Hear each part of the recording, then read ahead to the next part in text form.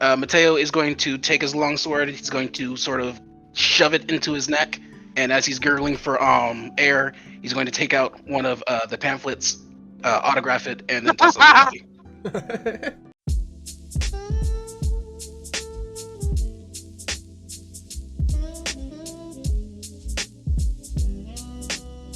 Welcome to episode 1 of Baldur's Gate: Descent to Avernus. And I'm just going to fix my sound a second, and we're all good to go. So, the campaign begins. Isn't that exciting? Now, 10 days ago, Grand Duke Ulder Ravengard left Baldur's Gate with a company of Flaming Fist soldiers on a diplomatic mission to Elturel, accepting a formal invitation from Elturel's High Overseer, Favius Craig. Ravengard did not go eagerly, however. It took months of persuasion by his fellow dukes, the other 3 members of Baldur's Gate's ruling Council of 4, to convince him to accept Elturel's invitation, and leave the city in their capable hands. Not long after Ravengard arrived in Elturel, the city was dragged into the 9 Hells and wiped off the map. Given the distance between the 2 cities, it's no surprise that the residents of Baldur's Gate didn't hit Elturel's fate until refugees from Elturgard started arriving in droves.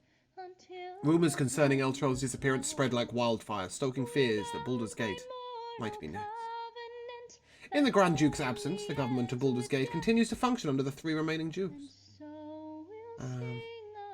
Among those fleeing Elturgard are several Hell Riders, paladins who have sworn oath to defend Elturel. Those warriors escaped the city's fate only because they weren't in Elturel when it fell, and the Flaming Fist has taken to arresting them on sight, lest they try to stir up trouble in Baldur's Gate. The Hell Riders are not going quietly, however, leading to violence and bloodshed. The Flaming Fist captains are brutally exercising their autonomy under the veneer of maintaining order, and they've closed the outer gates to keep Baldur's Gate safe from the refugee threat.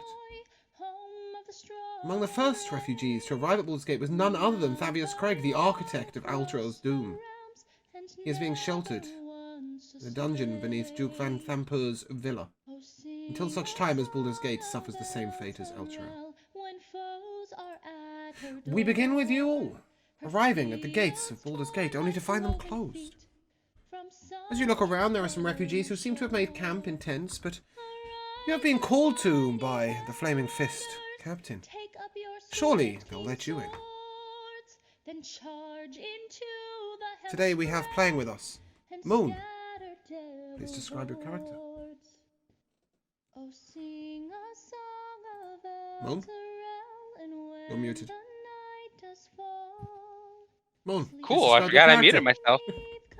Hi, I'm Moon. I'm playing Umbra Tinkle Sparks. I'm a tiefling cleric. My deity is Pharasma. She is the deity of life and death. She's a life domain cleric. I don't want to describe too much because the first interaction you'll have with her, you will understand everything about her. That you will. We have Josh. Hi, I'll be playing Cassandra. She is a wizard who also likes to be in the front of battle, and she's just here to, do good. We have Joe the Master. I'm playing Calavar Cobblefog Gravelbank. He is a gnome. He's technically a forest gnome, but he's got sort of mixed parentage and gray skin, but bright orange hair. He's a very sort of disheveled, pot-bellied looking kind of uncouth fellow. He's much nimbler and brighter than you might think, and he is a rogue. Right. We have Joe the Jellyfish. I will be playing the half-elf warlock, Orphepo Attica, kind of forced into a pact with an angel, and generally genuinely wants to make it as a poet, but kind of the pact is kind of a setback for him. So now he's here, fulfilling his role in the pact. And we have Cal. Hey, I'm Cal, and I'll be playing Mateo the Bear, human paladin and famous athlete from Mazteca who has not realized that he's not famous here. Okay, we also have Kira, but Kira is currently not with us and will return in a moment. So in the meantime, I will tell you that You are all arriving at the outside of the gate, and it's fair to say you're about to bump into each other. Ah, playing with us, we have Kira. Kira, please explain your character for us. Whew. Well done on Sorry. fixing everything in that time. Oh, good. Sorry about that. Yeah, hello. My name's Kira, and I will be playing Lunetta Valserius, better known as Queen. I'm a Twilight Dispater tiefling who follows Selene. Hello. Bear with me a second. I seem to have just blinded myself and turned into the aura of holy light. There we go.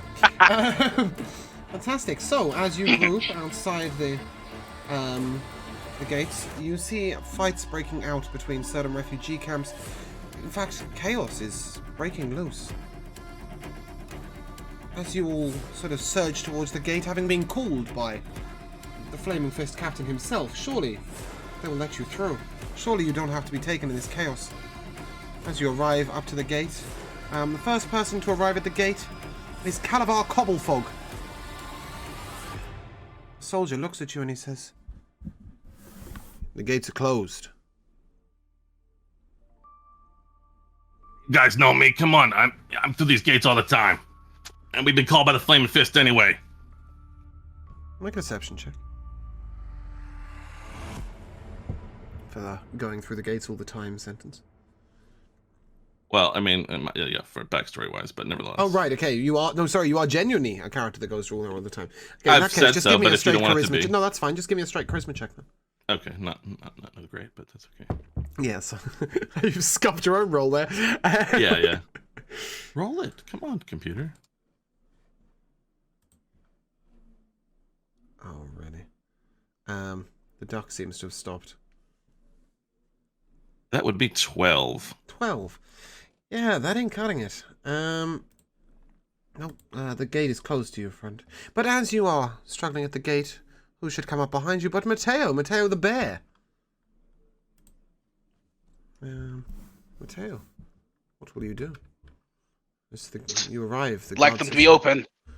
The guard says, "Gates are closed. To everyone."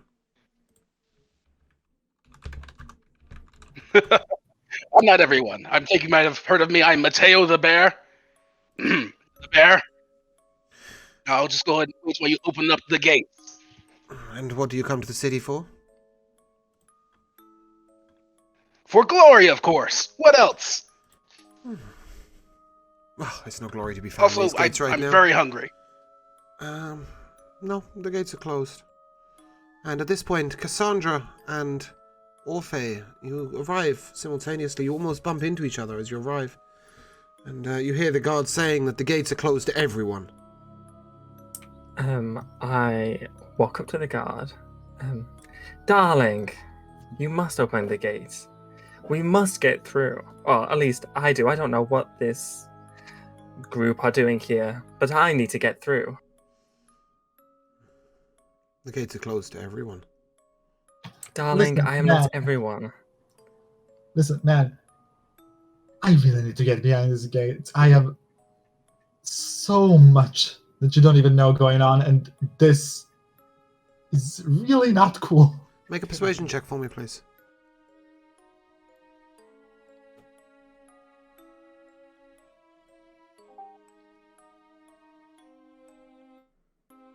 That's a 22. We'll let you in for a price. Oh, God damn it. At this point, as you hear this sentence, Lunette, you arrive upon the scene. And you hear him say, "I'll let you in for a price."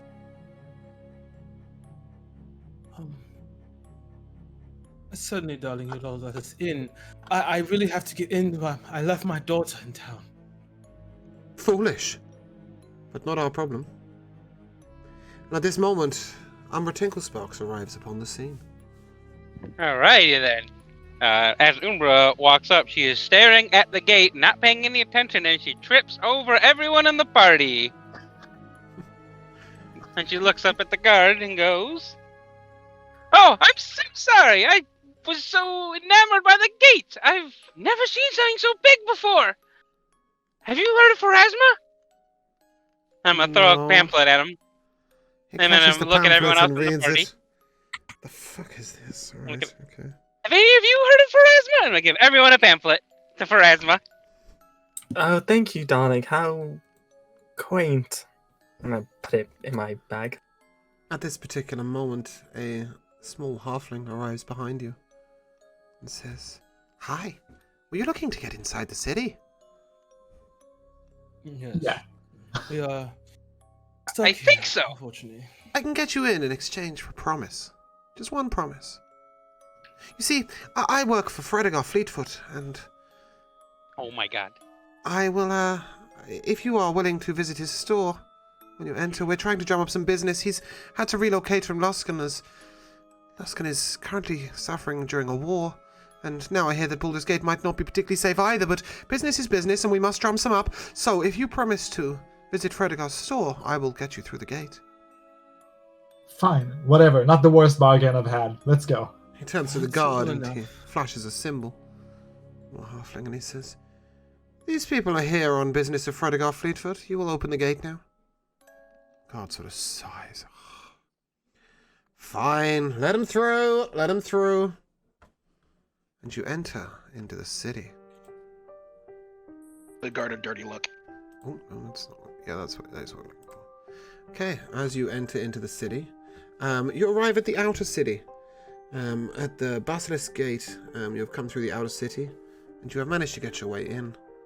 A young lady is stood just to the left of the gate, and you hear her calling out, "Anyone? Adventurers, adventurers! Come to see the Flaming Fist! Come to see the Flaming Fist! Any adventurers? Any adventurers? Come to see the Flaming Fist!" I hear her calling out. Well, that would be me. And I walk up to the thing. Excellent. You will, as you turn up, she says, she goes, "Oh, are you an adventurer?" Well, I am at least here. Let's just say that. What do you need? Oh, lucky for you, we're desperate for anyone. Never mind, eh? The rest of you? What? Yes, darling, over here. And I walk up. She sort of looks over you all with a sort of discerning eye. Ugh, no. Darling, is the stroke happening She again? sort of We looks should get you over. to a She looks cleric. over at Matteo and she says, "Are you one of the adventurers come to visit Captain Zoj?" Of course I am. Adventure's my middle name. I think. Excellent. Well, you will need to see him. You will need to visit him up at the main office. Go ahead along and take these notes. And she hands you a little note with a signature on it, each one of you. And that will get you into the main office. Have we become mailmen? James, on this map, where did we come in? The Basilisk Gate. Oh,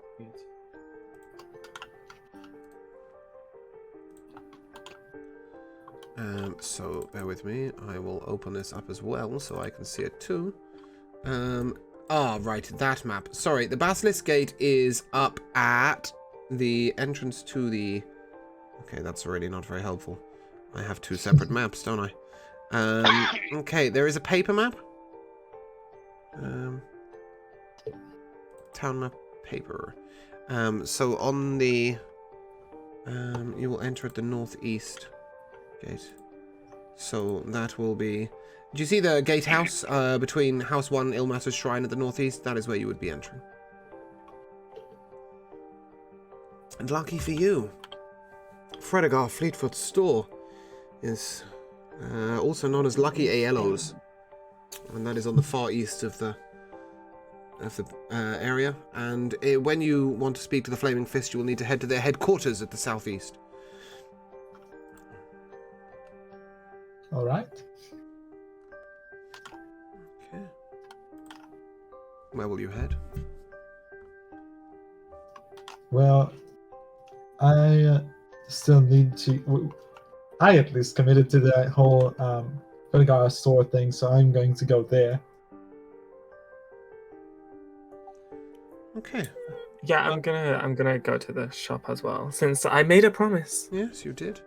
So as you I believe in it's rewarding people for getting you through the gate. That's pretty much my whole thing. Yep, as you are led through the town. You are led to Lucky Aiello's, which is crossed out across the board, and written below in sort of very scratchy writing is Fredegar's finest. And you enter the store. And as you do, a very happy-looking, slightly flat-footed halfling greets you, and he says, "Oh, well, come in. Welcome to Fredegar's finest. You come seeking wares, I assume." I'm looking around. Does it seem that fine? It's seen better days. A few pieces of wares stand out to you, but in general, no, nothing here is particularly fancy. Well, we met a colleague of yours, and they helped us through the gate. He said they'd come here. Excellent. I see that ploy is working. At least we get people through the doors. Precisely. I will say thank you. No problem. Darling, I could use a few things. Could you fetch them for me? Be a lamb. Yes, I suppose so. What is it Thank you would you. like? I would like an arcane focus in the shape of a ring. We have some rings that you may use as an arcane focus. I'd like a blanket, cotton preferably, but I'll take silk if you have it. Cotton it is. I'd like a tent, Mhm. preferably 30 foot long and wide, with ornaments inside and magical lighting.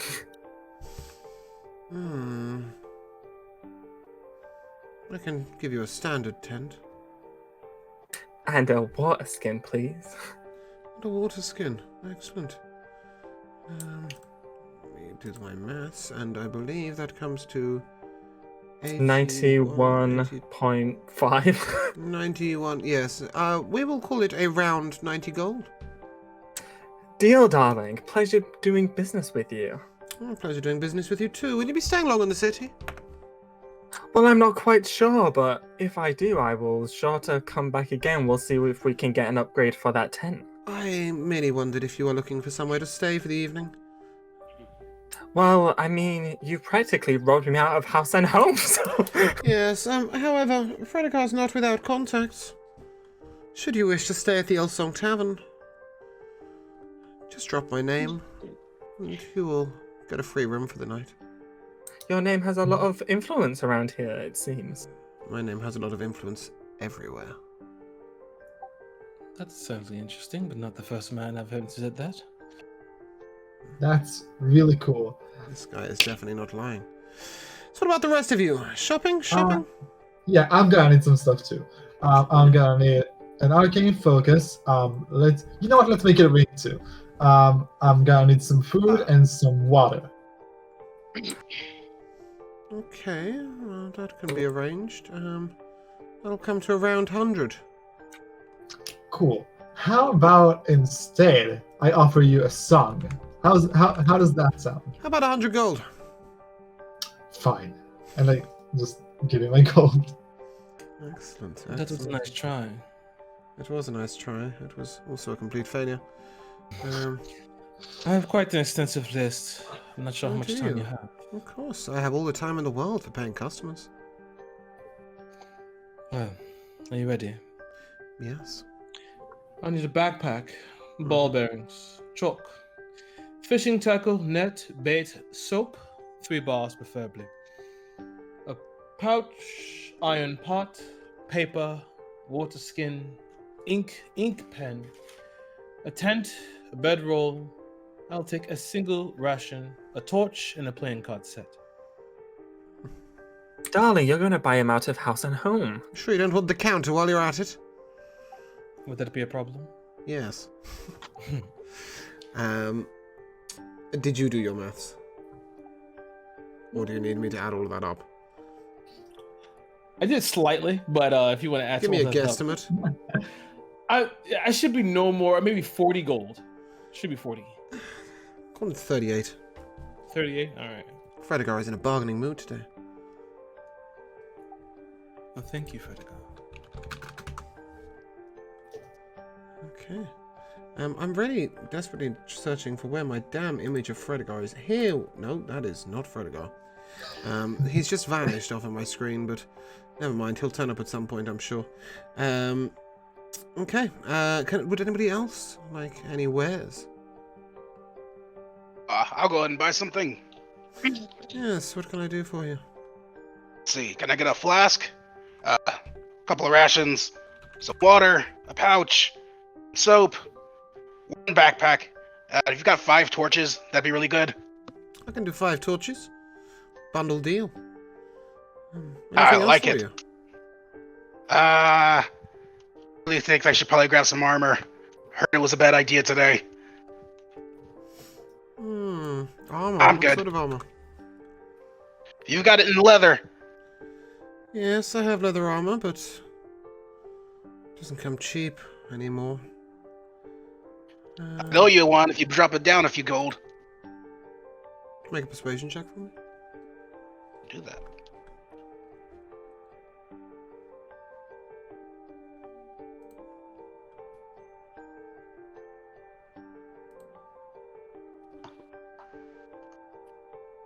$20. He'll drop it to 75 gold for the armor, should you wish.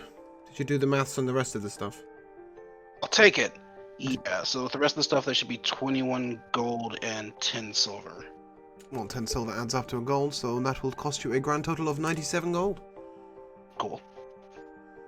Well bargained. And would any of the rest of you like any wares? Oh. Hey, Freddy, what do you want for a set of thieves' tools? I do love a good thief. I mean, I'm trying not to just take them from you, you know what I'm saying? He places them on the counter and he says, "Show me your skills. Give me a sleight of hand check, please."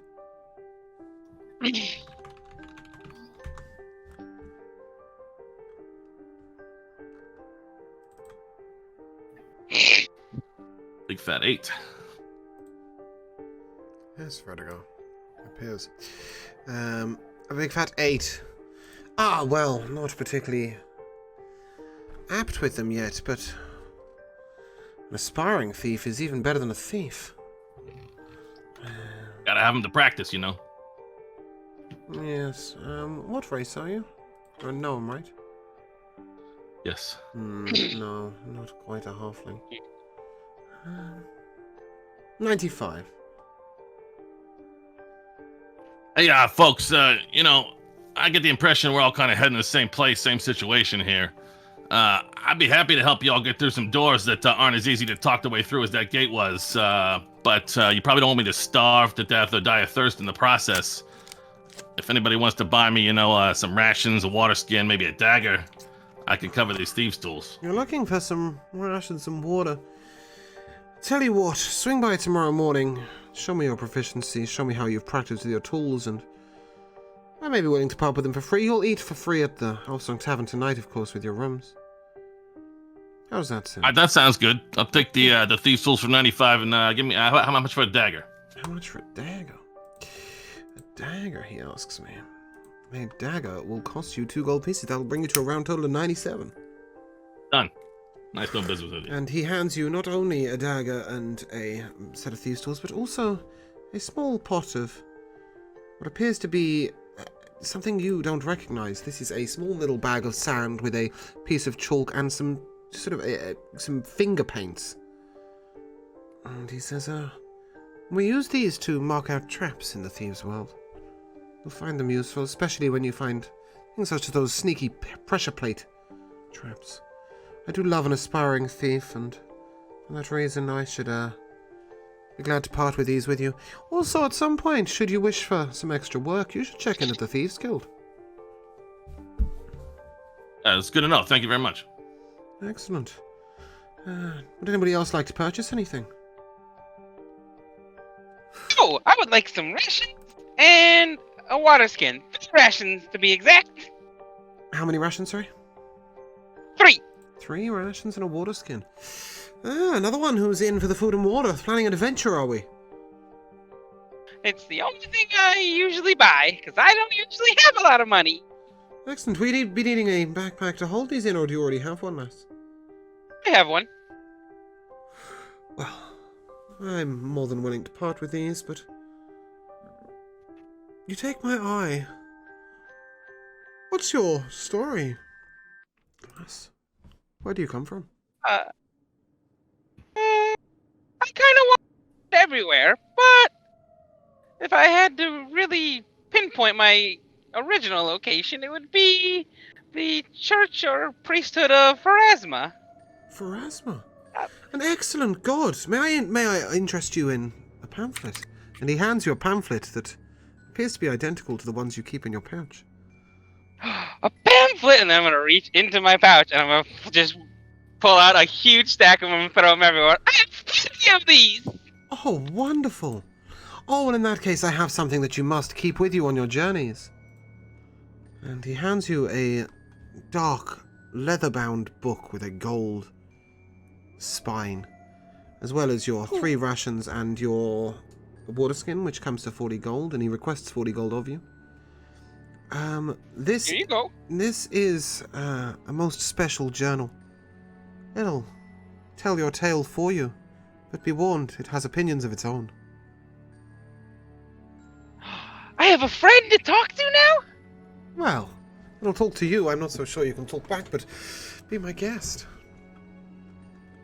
And with that, Fredegar takes a bow and says, "Don't forget to drop my name at the Elf Song Tavern.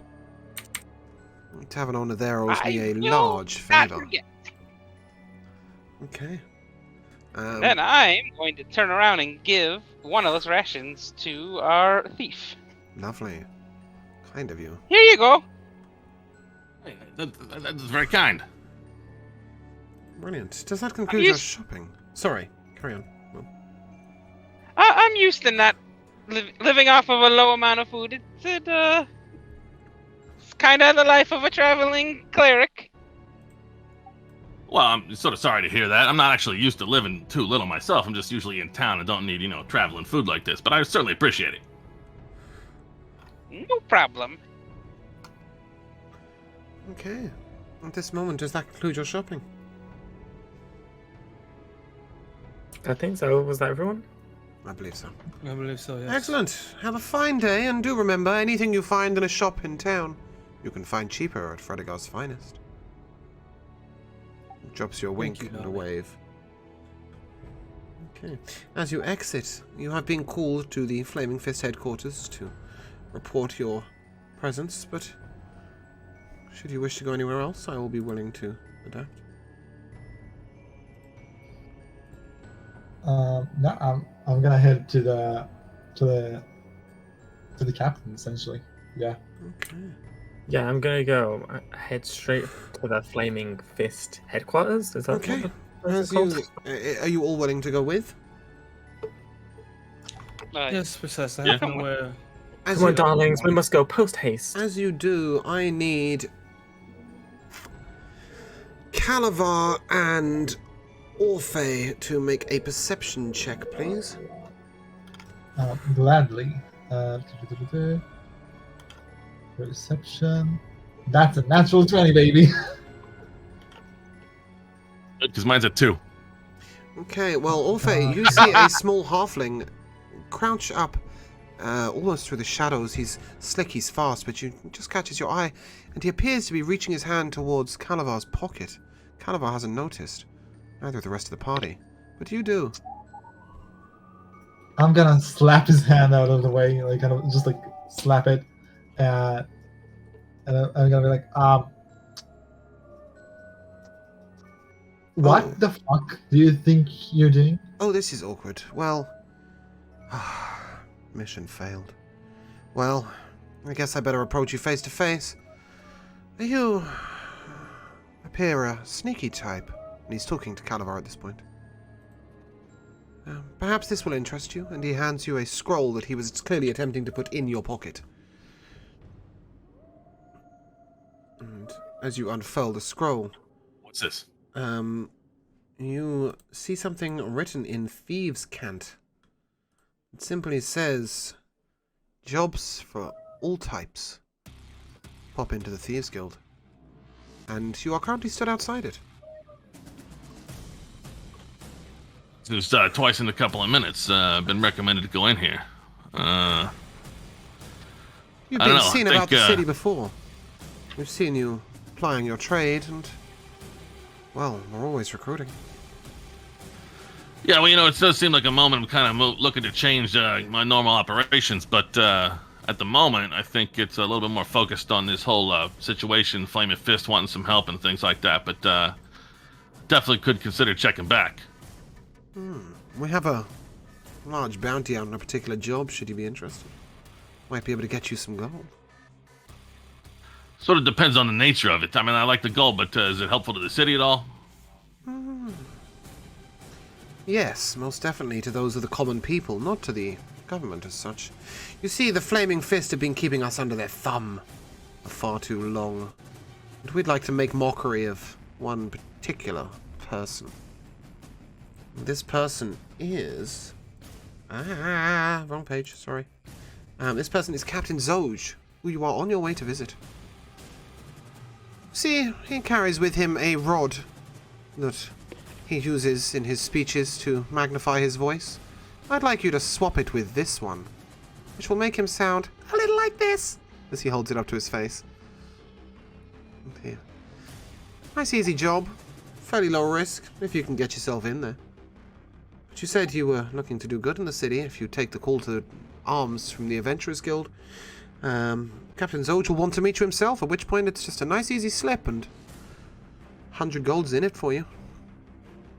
I think if the opportunity presents itself, I'm heading that way. Excellent. Why not? He hands you the small rod, and he says, well, good luck to you, friend. I may need it. Okay.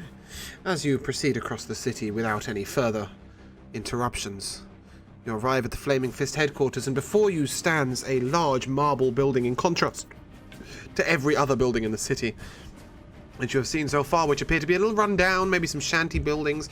Even the merchants' buildings were fairly normal brick and wood.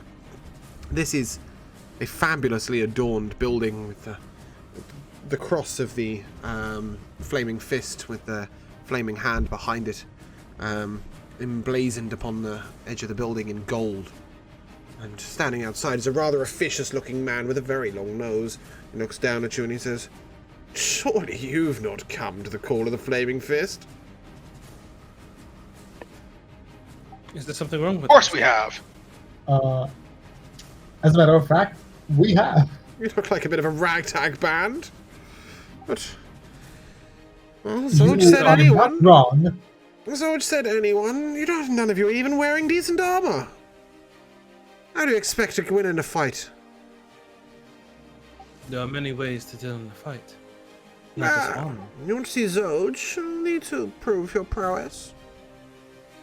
Unless, of course, you have official documentation. We do have this note. Ah. Well, it seems Sister Emmeline was not particularly discerning when she handed that out to you, but never mind. Head on in. Or very rude. You are I- pathetic. Did I hear the conversation between Calavar and that thief? Yes. Do I see the rod? upon No, Captain this Zoj? is not Captain Zoj. Oh, This it's is not the Zoj, man okay. outside looking officious, nodding you in. He has told you you may head on in to speak to Captain Zoj. And before you, you see the large iron-bound doors. As he clicks his finger, two other guards open the door. And you see before you a man in fine plate mail armor, a sword behind his back, a cloak torn across his shoulders that falls to the floor in dark red and gold. And surrounding him are 6 soldiers in a sort of semicircle behind him, each of them looking fairly dapper. He says, "Oh, come in, come in, come in. Are you adventurers looking to come to the call of the Flaming Fist? Also, make a perception check, please, Calavar and Lunette." Oh, just by the way, I forgot to mention that I have a familiar. It's a cat that's laid on my shoulders. Yes, It's I like- noticed in the picture. It's lavender fur with pale pink eyes. And as we walk past that arsehole, she's hissed at him. Lovely. That is a 7. Calavar? 19? Ah, yes, you see upon his hip, just to the side, is the rod of question, and it is fairly loosely attached in a sort of makeshift pouch on his hip. What he says to you? Well, you see, we have some issues here in town. I would like to speak to you about those issues. I'm a fairly level-headed guy. You'll be paid well for your assistance. Are you interested? We're definitely all ears. I hope my man at the door was not too rude. He has a habit of trying to test people's prowess with his new stupid creations. An ass, but an efficient one. Well, you see, the refugee crisis has stoked fears that Baldur's Gate might suffer the same fate as Elturel nearby, of which nothing remains but a hole in the ground, apparently. Our Grand Duke Alder Ravengard himself was visiting Elturel on a diplomatic mission when the city was destroyed. Coincidence? I think not. The Knights of Elfgard call themselves Hell Riders. Few of them escaped the destruction, and we think we're somehow to blame for Elturel's downfall. Sorry, they think that we're somehow to blame for Elturel's downfall. What a bunch of self-righteous rabble-rousers. We're arresting them on sight, but that's left us short-handed to deal with another problem, and for that, I need your help. Absolutely. Just what exactly do you need? Well, as you are going to be working for the Flaming Fist, first of all, you must each take a badge. And he hands you a badge as he leans over your shoulder, Calavar, to reach down to little Umbra Tinkle Sparks behind you. You would note that this is a good opportunity should you wish to attempt to switch the rods. In fact, he's majorly distracted. I was going to wait and try to shake his hand at some point, but if the opportunity presents itself, I'll go for it. It definitely presents itself. Make a sleight of hand check at advantage, please. Oh, okay. Let's say okay. Never mind. I was trying to... Oh, were you gonna? Did you want to, Lunette? Did you want to contribute beforehand? Yes. As he was leaning over to Umbra, I want to simply lean over, maybe lick my lips and catch his eye. This is Zoj. Whose eye you're trying to catch? Yes. Okay, as he leans over, he looks into your eyes and he appears a little taken aback at your deep stare. Hello. Hello. Nothing to worry about. Just, I love seeing a man in power. That's all. When you make your sleight of hand check with advantage, please add a 2. He is distracted.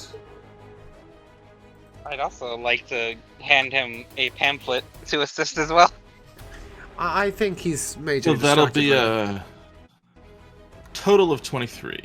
Lovely. You are able with ease to switch these rods. And nobody seems to bat an eyelid. As he reaches down to hand you your badge, Umbra, he takes the pamphlet in return and he says, "Pray tell, what is this?" It's the pamphlet for Pharasma, my deity. I try to recruit everyone, and this is my way of doing it. Interesting. And he tosses it over his shoulder towards another of the guards, and he says, "Read through it!" Oh, don't worry, I have plenty for everyone. Pull out another one and give him another one. Shakes his head. I have plenty of them. On I'll the give table everyone over there. one. On the table over there. And give us 7. There's 7 of us here. We'll read them. Okay, I'm just gonna walk over to the table and I'm gonna flip it upside down and just dump a whole fucking huge pile of them. As And he I'm gonna roll a Sorry, go D100. on. As he presents That's how each of many you you get. with a copper badge, it bears the Flaming Fist's coat of arms on it. And he says, "These badges will give you license to act in my name. Please do not use them irresponsibly, or I will know, and you will be punished." Did I really just Very roll cool. a fucking 100? Thank you for the opportunity. Okay, fantastic. Love your Put work. 100 on the table. Sorry, go on, Joe. Very cool. Thank you for the opportunity. Love your work. Just like a bit of constructive criticism. The guard in the entrance, Yes, as I said, total ass, but efficient. yeah, not vibing at all. No. Not vibing with it at all. No, So unfortunately let's not. just Well, you see, the problem I have is thus. Baldur's Gate has long been plagued by followers of the Dead Three. The gods Bane, Baal, and Merkel. I thought we had wiped them out, but apparently not. These purveyors of fear and death are taking advantage of the current crisis. Kira, can you skip the track, please? Are taking advantage of the current crisis to commit murder sprees throughout the city. As my appointed deputies in this matter, you'll have license to kill these wretches on sight. Find their lair and wipe it out. Eliminate anyone who gets in your way, and don't worry about collateral damage. If you do what I say, I'll see that each one of you receives 200 gold pieces, in addition to my gratitude, which is worth considerably more. A few blocks from the Basilisk Gate is the Elf Song Tavern. You'll find Tarina hanging around there, gathering rumours for the guild. She owes me a favour. Tell her you work for me, show her your badge, and ask her what she knows about the Dead Three. And for the love of Baldur, and be nice. Tarina has some real dangerous friends. When a 10-day has passed without any reports of attacks by the followers of the Dead Three, or you bring me proof of their corpses, I will pay you.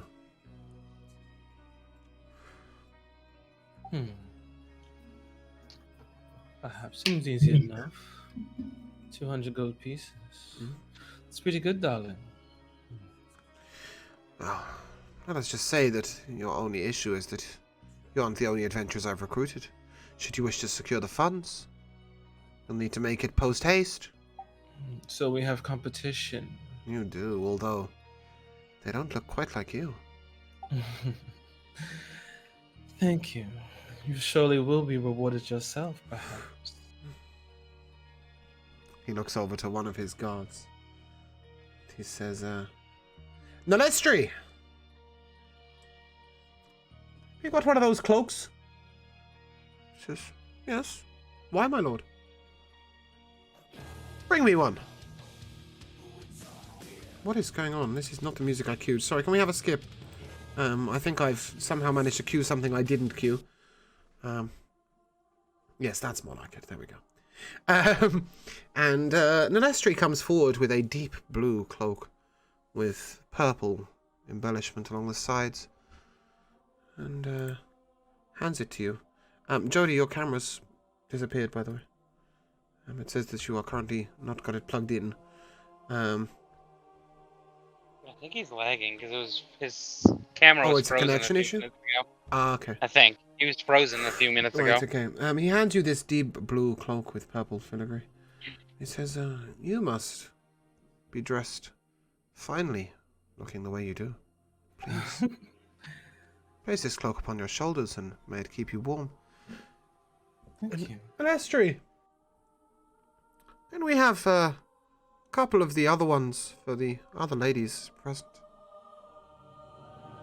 And he comes forward with a deep red cloak that is sort of swirling as it's held. And he hands it to Cassandra. And then what appears to be a cloak created for a halfling. Darling, thank you. It matches Lynette's hair. Fabulous. Also in midnight blue. This cloak is half the length of the others, but it'll fit neatly upon Umbra's shoulders. Umbra's shoulders, sorry. It's so pretty! With these three cloaks, Umbra, as you put this cloak around your shoulders, please make a Arcana check. An Arcana check? In fact, I'll take one from Lunette as well. Rather terrible at those, I think. That's Oh, that's not what I wanted to roll. Okay, whatever. 19. Okay. You are able to discern that what you have is a cloak of billowing. In fact, all three of you have a cloak of billowing. Beautiful. Please enjoy. And let us not leave the gentleman out. And with that, he secures a strange pair of gloves. Deep purple.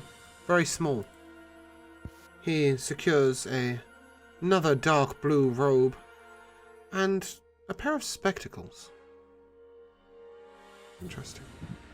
He hands the deep blue robe to Matteo. And this is a cloak of billowing, as the previous one was. He hands the spectacles over to Orphe. He says, may you see into dark places. These will grant you dark vision should you need it. But they will also illuminate the dark areas to the point of light for you. So you will be able to see into pure darkness with light. And finally, to Matteo, he hands a small pair of gloves. He says, you seem the dexterous kind. Perhaps these will help. Ironically, he has just handed you a pair of gloves of thievery, which, considering you've just stolen something off his belt, is quite amusing. So that's, sorry, that is to Calavar, a pair of gloves of thievery. You should find them on D&D Beyond. Awesome. And he says, well, if that concludes our business, good luck to you all. Have a good day. Thank you so much. And again, something about the guard. Just Yes, I'll have words, but, well, don't worry too much about him. very cool. I'll throw the cloak over my shoulders and begin to walk out. Okay. As you do, your cloak swillows and blows as if there was a natural wind upon you. And as I pass the guard outside that was so rude to us, I'm just going to simply flick my tail and walk past. Again, the cat upon Cassandra's shoulders hisses at the bastard. He looks a little taken aback and then sort of takes a step back and slips and lands in a small pile of mud.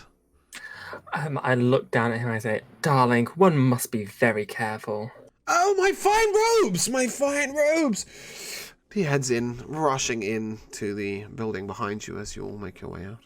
I have a smile, and as soon as he's gone out of sight, my smile will drop and look at everybody. So, to the elf song, was other business we have to attend. Yeah, I'm so about hearing about the 3 dead ones. That is so cool. Definitely going in my next song collection. Let's go! Oh, you're a bard, or what are you? Well, I consider myself a poet. I don't know if a bard. It's a long story. We don't have time for this. Let's go! Yes, he is definitely more... Onward. Please don't be so loud when we're outside. As you Let's go! are returning to the Elf Song Tavern, you would be passing the Thieves' Guild, should you wish to collect on your cash. Yeah, why not stop in there? Okay. As you step in to a building that, ironically, on the front is quite simply the sign of a dagger and a cloak. And this is well known to be Thieves' Guild. You would recognize this sign, and you step in, and it is a very darkly lit, large, open room. In the corners sit various people gaming, dicing. And one particular person leans on the counter arrogantly, haste on the side of his arm. He's dressed in dark leather armor, and he's twiddling a dagger in his other hand. He looks up at you as you enter in and says, "Come forth." Oh. And as the rest of you come forth, because Joe is disconnected,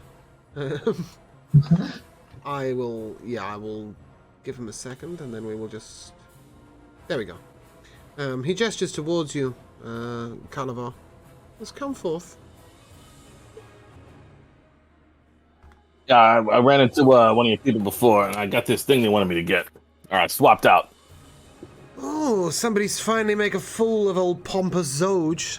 Excellent, excellent. 100 gold pieces is the bounty. And there is something else, should you wish. I don't know how you feel about the city, but we like to help where we can. I feel very, very kindly toward the city itself, you know. Yes, us too. I mean, on the one hand, it's kind of why I might be helping the Flaming Fist people, you know, because there's bigger problems for the city right now, but... Yes, I mean, we help them in their main endeavors, but that doesn't mean we don't occasionally want to remind them that they are no better than the common man. That's fair enough. Should you be wandering about the town and come across the Sorceress Sundries store, they have a lovely rack of interesting magical items outside. Fairly worthless, but one of them in particular takes my fancy. I shall give you 250 gold pieces, and a fine piece of leather armor, should you manage to pry the crystal orb of prismatic light from the front of their store. is only present during the day, but I tell you it will require a deft hand and little resistance to the magic upon it. But if you can manage it, 250 gold pieces and a finely crafted piece of magical leather armor. Yeah, well, it's money and armor I could probably put to use of the city anyway, so it's definitely something to keep in mind. And should you wish to do some darker deeds, perhaps these will assist you. And he hands you a small set of vials with a box of herbs. You now have some poisoner's tools. Fabulous. Can I see them hand it to him? Yes. I'll walk over to Calavar and put my hand on his shoulder and whisper in his ear. Perhaps, could I have those? The gentleman turns to you and he says, "Ah, also an aspiring thief, are you? Or perhaps somebody of the darker arts?" I'm no shame. No. What was I? One second. No stranger to the dark, but I'm not a thief. Hmm. And how do you feel about Baldur's Gate in general? Do you wish to see it prosper? I don't want to see it fall. I can spare a second set. And he hands you also a poisonous tool. Please. Yes, that settles that then. Do some good and do some mischief. And he winks. Mischief I can most definitely do. Flicks his dagger up in the air and catches it again. And he looks over to Cassandra and he says, "That cat. Yes, it sits darling? so perfectly still upon your shoulders. Is it magical in nature?" What do you think? "I think it might be. May I teach it a trick?" That depends. Mrs. Fluffy Kittenson Name. doesn't take too kindly to other people than I. Well, perhaps I might be a bit different. And he looks at the cat. They meet eyes. He holds it transfixed. And he puts his hand slowly. And the cat walks across the front of you. Back round to your shoulder and back around the back as his hand swells. And keeps walking around you. He says, "As I said, you'll respond differently to me. Or she. She? No gender. No gender. Gender is a construct, tear it apart. And he gestures to the cat and it leaps upon his counter. And he says, "Let me teach it a trick. You will benefit." What trick? Give me Mrs. Fluffy. What name did I give it? Flufferson or something. We'll call it It's Fluffy. Mrs. Fluffy Kittenson, please. I think I'm just going darling. to change her name every time. That's fine. Listen, darling, it's just a cat. Listen, just because you don't take care of your pussy doesn't mean I don't care. This is no mere cat. This is a beast of much magical nature. Let me show you. And he places a padlock upon the table. And he gestures to her and he looks deeply into her eyes. And he raises one finger out like this. And you see the cat extend one claw and unlock the padlock. He says, "Merely consider what you wish her to do, and this cat is capable of much that you are not aware of. She's beautiful." And he clicks, and she appears to step out of her hypnosis and immediately seeks your shoulder in comfort. Yeah, she is beautiful. I She brush will- her fur 5 times a day. Good. Cats should be well treated. Perhaps you should see mine. And he gestures, and from a shelf far above him, a cat, a Bengal cat, you would know this as in real life, steps down. It looks almost like a miniature leopard. It preens, raises its chin. It says, "Hello." I'm sorry, did you just say the cat says hello? Cat said hello. I'm gonna walk up to said cat, look it in its eyes, kind of like, very interesting. Do you find me beautiful? I am not tripping right now. I mean, No, this cat is speaking. This cat is speaking. Beautiful, yes. Mysterious, gosh. yes. Of course you do. Everybody finds me beautiful. And she jumps Lunette, back have up you possessed to this the- cat? She jumps back up to the top shelf. You see her preening herself and licking her paws as if she's a perfectly normal cat. And the thief behind the bar turns to you and says, "My name's Callahan. Should you wish any more work, come by and, well, let me know how you get on with Sorcerer's Sundries. But as I said, only during the daytime, so you'll have to wait till tomorrow. Just Farewell on quick your question. travels." Is that cat a familiar? Yes, but you It's a would little need... different. Yes, it's a little different. You would need to be something specific. So perhaps Joe might be able to explain a little better. There is a version of the Pact of the Tome where the creatures that you bond with are a little more powerful in magic. So it's a warlock familiar. So it's not something I could. It's a When warlock you're, familiar. yeah, I when don't you're think like you can get do, it as a wizard. right. So when you said, "Oh, you can do fun things with a familiar," Yeah, you yours did will be mean able to that. do lots and lots of things, but it wouldn't be able to talk because it is not as sufficient intelligence. It can only talk to me, right? Yes, of course, in your Yeah. mind. But yeah, it's definitely a warlock familiar. I'm looking around the guild. Is there anything else I'd notice? Any interesting? Funny you should ask. There is 2 drow in the corner. And drow are not commonplace upon this earth. Upon Faerun. There is also 3 halflings furiously arguing over a game of 3 Dragon Ante. And there is 1 gentleman sipping from what appears to be a bottle of blood. Can I perhaps look him over? Maybe get a bit Make a perception check. into his nature. Make an insight check. Sorry, if you would like to know who he is, not what he is, insight is required. And it's a 17. Yes, he appears to be dangerous. Definitely a vampire. Interesting. And you can see this from the way that he sits with his head tilted away from the sunlight shafting through the window as the sun sets upon Baldur's Gate.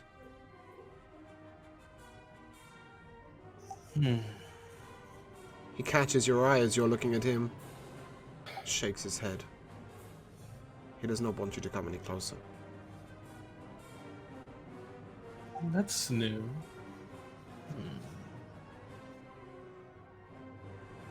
I'm like taking notes. Like, this is so meta. This is so going in my next talk. Speaking of notes, at this moment Umbra is pouring through her journal. Because, of course she is. And it is currently saying that we saw a most wonderful cat. I have been scuffed in a backpack, and even in this backpack there appears to be pamphlets everywhere. There are pamphlets everywhere. Am I being contested by pamphlets? That is as much as the journal says.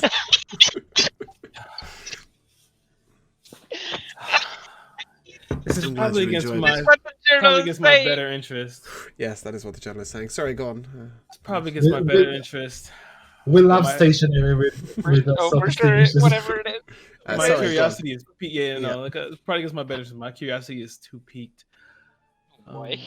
I'm going to lightly rub my hand on Orphe. Be a darling and please just watch my back. I'm going to walk over to the vampire.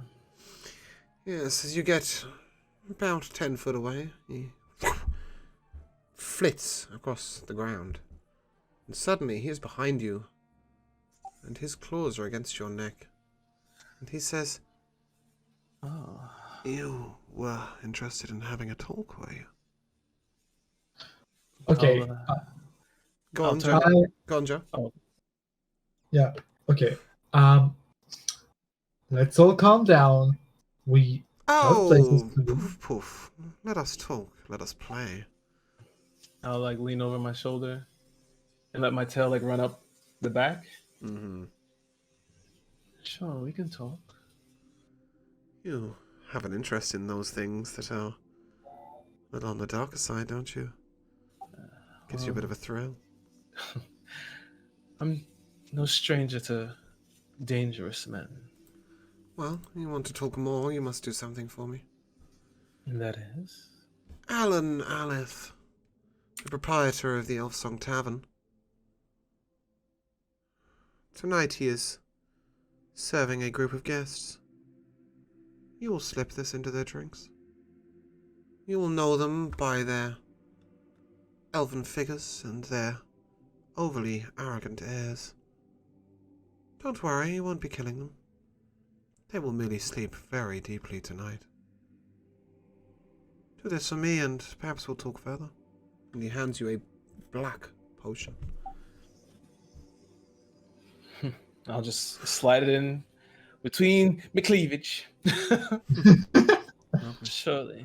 And as suddenly as you turn, the claws are gone. He is gone, and you look over and there he is, sat back in his chair, staring at you, shaking his head. I'll return to my group. Okay. Perhaps you wish to head on to the Elsong Tavern. The night grows long. Yeah, we probably should. Let's go! Okay. As you approach the tavern, you hear a mournful, melancholy song. A disembodied voice of a female. It is very gentle, but it appears to be drifting from the window. Oh, look at that timing. Thank you, darling. This, well playlisted. Somebody else has created this. It just so happens we've hit it on the mark. Those who can speak Elvish understand the lyrics, which lament of an unnamed lover lost at sea. No one is sure how the spirit came to haunt the tavern, just as no one can predict. Each time it will sing. As you enter in, the song fills the tavern but doesn't interrupt conversation. And welcome in. As you see a bustling tavern, you see, as you enter in, 5 elves to your right, looking very pompous and ceremonial, standing over and talking over wine. A decanter lies upon their table. As you look to your left, you see 3 dwarfs, who appear to be engaged in arm wrestling. You've never seen 3 people arm wrestle simultaneously, but they're trying. You see a games table over to your far left, and various people sit around it. You see a punch-drunk shipwright with no eyebrows, swigging on his beer. You see a small halfling with a scarred face flipping a coin in the corner. You see somebody writing in a book with a sort of very pompous, noble look upon his face as he looks around different people. You see a half-orc with a very jovial with a strong jaw, laughing in the background. You see a strange-looking elf, very pale, dark black hair down to her hips, who is at the games table and who's wearing a monocle. And across the table you see a little snooty halfling wearing a very colourful cape, playing games. At the bar stands a gentleman that you probably know, Calabar. This is Alan Alith. He's recently turned 75 years old, and he's run the establishment for decades. His elven blood through his half-mother has kept him alive this long, and keeps him looking better than most full-blooded humans his age. He also runs a money-lending business on the side that you'd be aware of, offering loans to customers he trusts, but rarely gives loans to adventurers knowing how flighty they can be. But he's known to try and keep adventurers on his good side. He doesn't like trouble. And he greets you as you enter, and he says, "Oh, well, good day, fine citizens. Can I interest you in a drink?" Absolutely. Just so you know, I have no money on me, so... But I will take that drink if you give me. No money. This is a tavern, friend. Darling, I can buy you a drink. I'll have water for him, and I will take a glass of wine. Red, preferably. The deepest of red. How about Elverkist wine? We'll give it to our adventurers. That is one of our finest vintages. It'll cost you 3 silver pieces. Well, at that price, I'll take 2. and I'll give one to Arthur. Lovely. Have What one as well, sort please. of excellent? What sort of business brings you guys to the Elf Song Tavern? So do you know somebody named Tarina? Tarina? You'll find Tarina upstairs, but she's currently involved in gaming. You may wish to be careful about interrupting. She has a room up there. You'll find her. At this point, I will bring up the map for you. So you will see her on the second floor. Approximately, where's the party of elves? So they are sitting in this table area here, where it's a slightly enclosed area. I need a third screen. This is sort of just to your right as you look back behind you. You see a small smoking lounge where a little group of humans are smoking. And you see to your... Excuse me. You see to your right a private dining room where two elves are involved in deep conversation. And over to your left, you see a storage area of crates and barrels and casks with a door behind it. As I'm looking around, are there any maids or barmaids? Yes, there is one. She is a young female. She appears to be the daughter of the town owner. And she is currently engaged in conversation at the elf's table. Oh, she is. Can I look them? I want to take a step closer and look them all over. I'm looking for... Just bear with me a moment, then, in that case. Can I interest the rest of you in a drink? It's milk for me. Gotta stay sharp. Milk?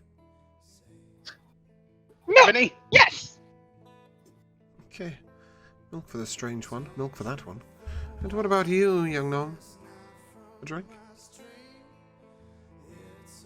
Actually, milk sounds kind of good. Strange. 3 tavern girls. I mean, look at me. I'm Some used to milk. people thinking I'm strange. That's just the way it is. Yes. You remind me of a friend of mine. Oh, well, you'll meet him later, I'm sure.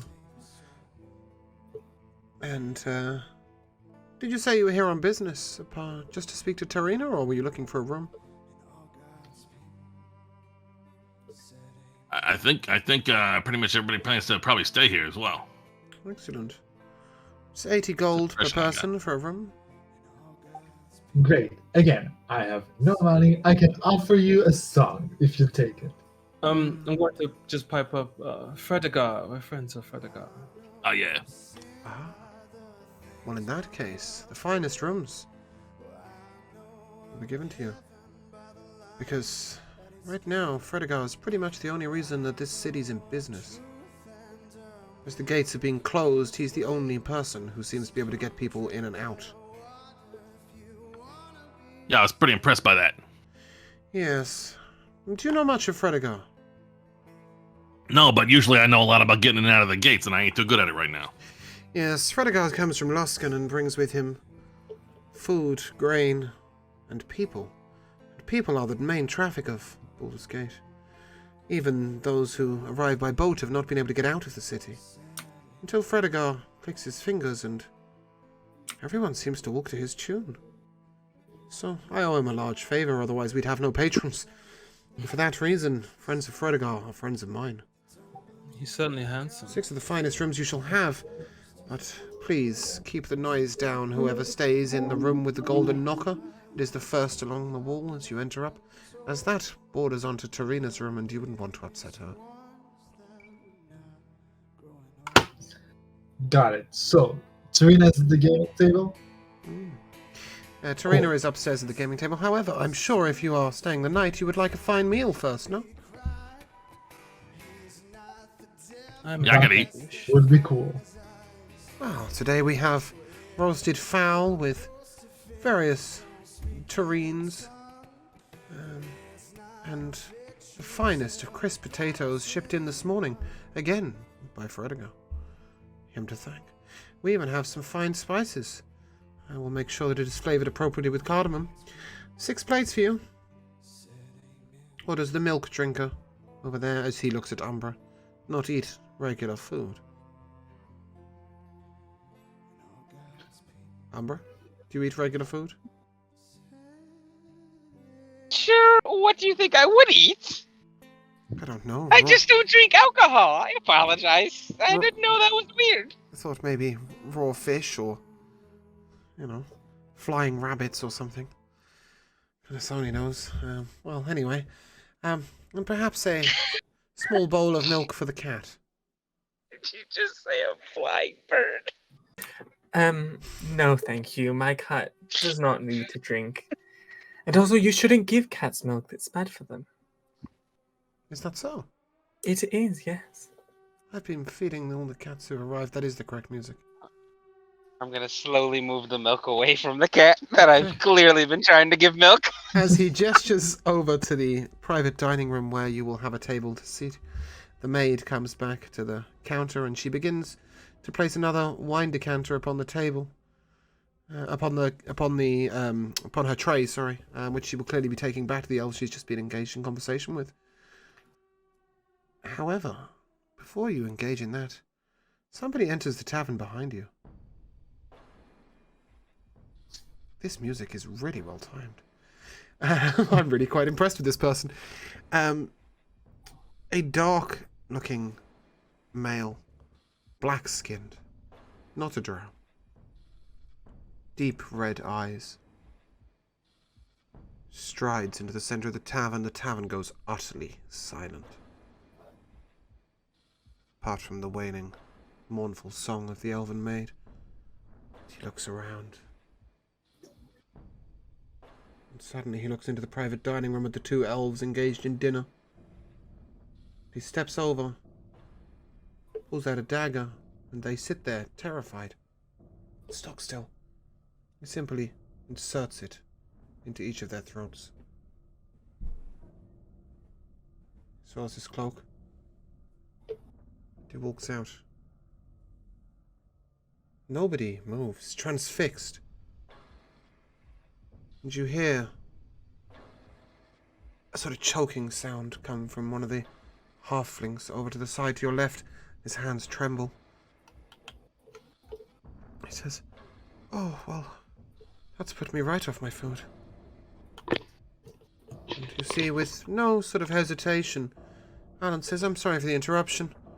And he gestures towards another maid, a larger-looking lady out to the right. He says, "Please clean up," and he just shakes his head. He's ashen white, his face.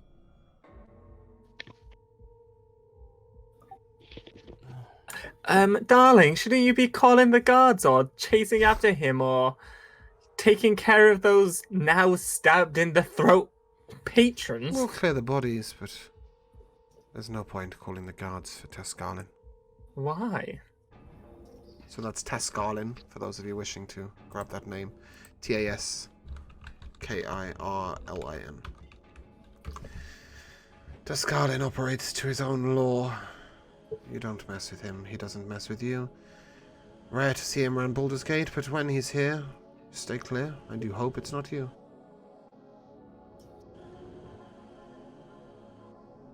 He's known as the Executioner. And he operates on behalf of some of the most powerful men in Faerun. If your death has been called, Taskarlin comes. To fight is futile. To resist is pathetic. A man who kills people called the Executioner. How original. Well, As simply as he executes cool- people on behalf of the lords of Simply, that's As, interesting. as Faerun. cool as that is, are the Flaming Fists just doing nothing? The Flaming Fist would not stand against Taskarlin, even if they all stood side by side. Taskarlin is no human. He is the embodiment of a deity. And he comes in answer to prayer, not order. And when he comes, you just hope it's not you. Well, darling, can't you just pray for him to kill himself? Be my guest, give it a go. But No, I said you, darling, not me. Rarely answered. He has his own agenda. But I thought he answered to prayer. He does, but only when he sees fit. I said he has his own agenda. Regardless, I apologize for distraction, and, well, perhaps some music? And he gestures towards the lute player over on the side. And the private dining room appears spotlessly clean. The elves' bodies are removed. He says, I'm sorry, will you still want to eat in the private dining area? Obviously not at the same table, or perhaps a table in the main tavern instead. I actually had a question. Oh, yes. You see, I'll slightly like tremble a little bit, quiver slightly.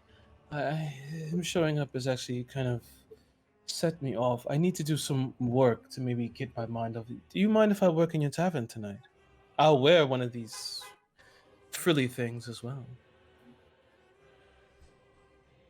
I don't really have a need for another maid. My girls are excellent, but It'll be for free, and I'm sure I'll drum up more business. make a persuasion check.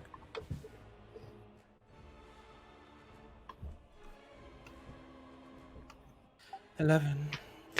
No, I don't think we need anybody else to work here tonight, especially as my girls are very carefully vetted, but perhaps you should speak with Victoria and see if she would like a break. That might help. Victoria is just there, and he points to the maid with the decanter on the tray. Okay. I'll take the time to go over there, and whenever you're ready. She turns to you and she says, "Oh, good evening. I haven't seen your face here before." Good evening, darling. Look at you. I'm just gonna wipe her bangs. I'm like, you're sweating. I think you need a break. You mind if I take over for you? She looks over to Alan for approval, and he says, "Yes, it's quite okay. This lovely lady has offered to work for free.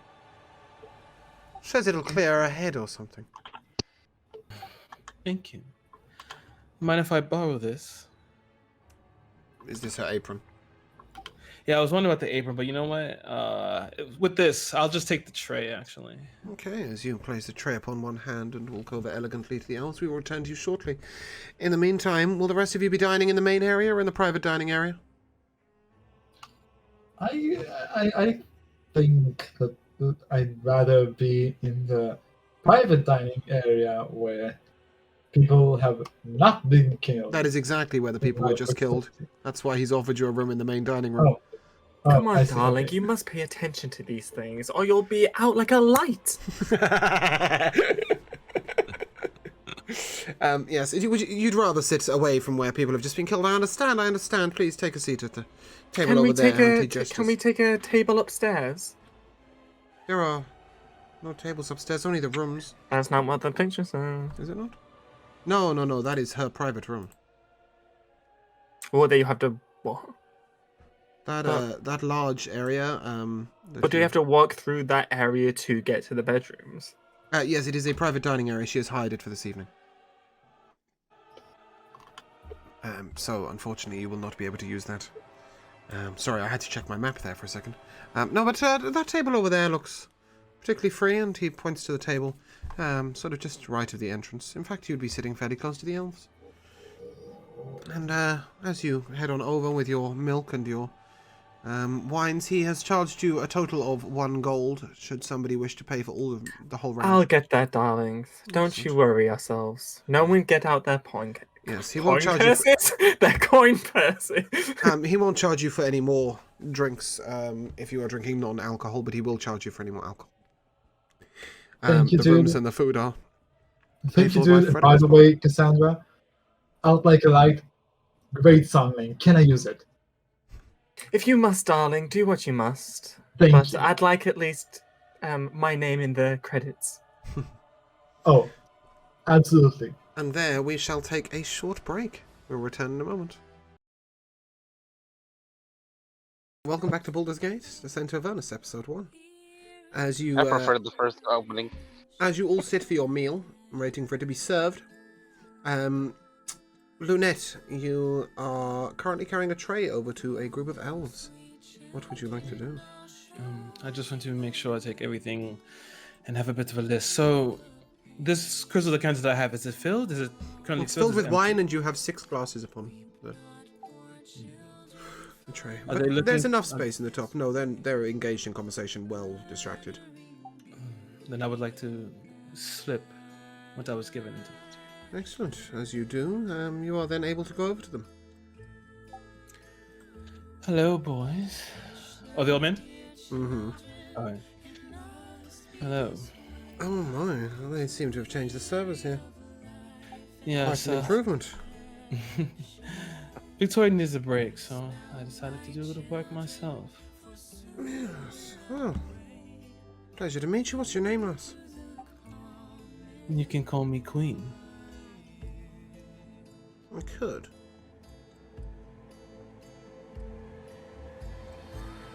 How about Queenie? Queenie. Sure, I'll take that. That's fine. Oh, we can go with Queenie. Hey, lads. How do you think those horns feel in Sack? The next one turns around and goes, oh, you know, she seems a spiky character, I wouldn't be so sure. And the other one pipes up, well, I'd quite like somebody who's dominant. You can see that they are quite boldly discussing bedding you in front of your face.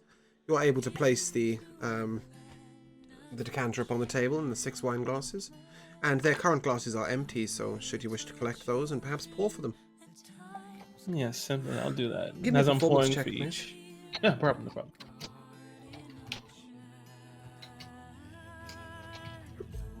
It's a 22. Oh, you pour with elegance. And they take note of this and nod to each other.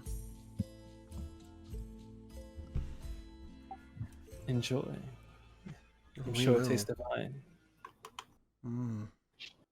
You're staying here tonight, Queenie. I am. I wasn't, but I might. Well, be sure to stop by my room then. At this point, a large female half-ogre comes over from the door where she was bouncering and pats you on the shoulder and gestures for you to walk over. I will do so. Sorry, I have to go. Says, hi, name's Schooner. Sorry to interrupt you, but I just want to warn you about those elves. Don't What's take wrong? them to bed. You won't survive the night. They are So, assassins, murderers, one and all. dangerous, are they? Very. I saw them in a fight once. They tried to break up a tavern brawl with Emmonsman dwarves. That one there, and he points to the one that offered you, that said he might stay the night. Killed 4 dwarves in less than 2 seconds.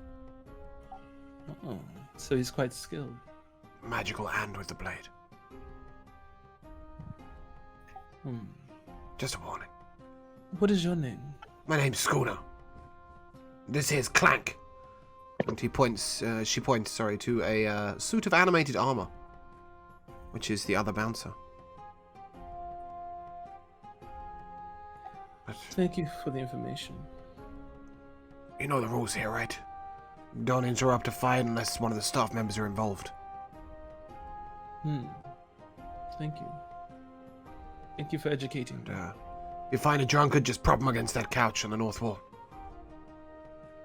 Will do. Have a good night. I don't know if it's too rude. I'll just give her gold for her trouble.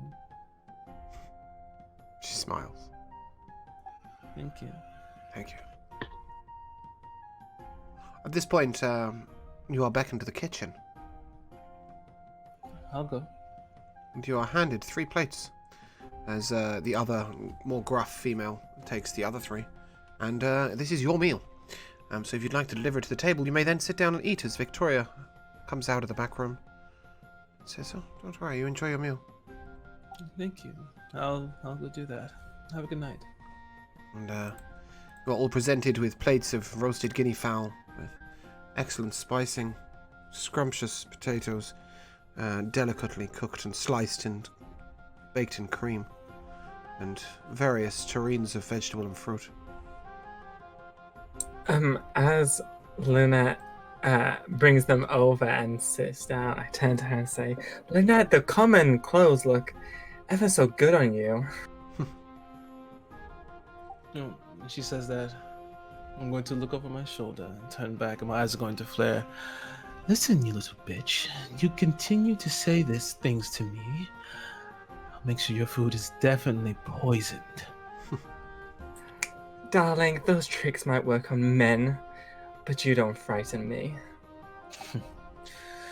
Whatever. Eat your food.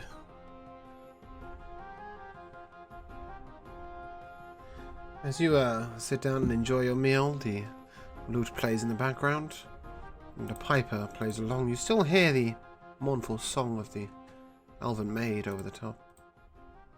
And as you complete your meal, Victoria comes over and she says, if you were interested in speaking to Torina, they are taking a half-an-hour break upstairs. And she nods and walks away.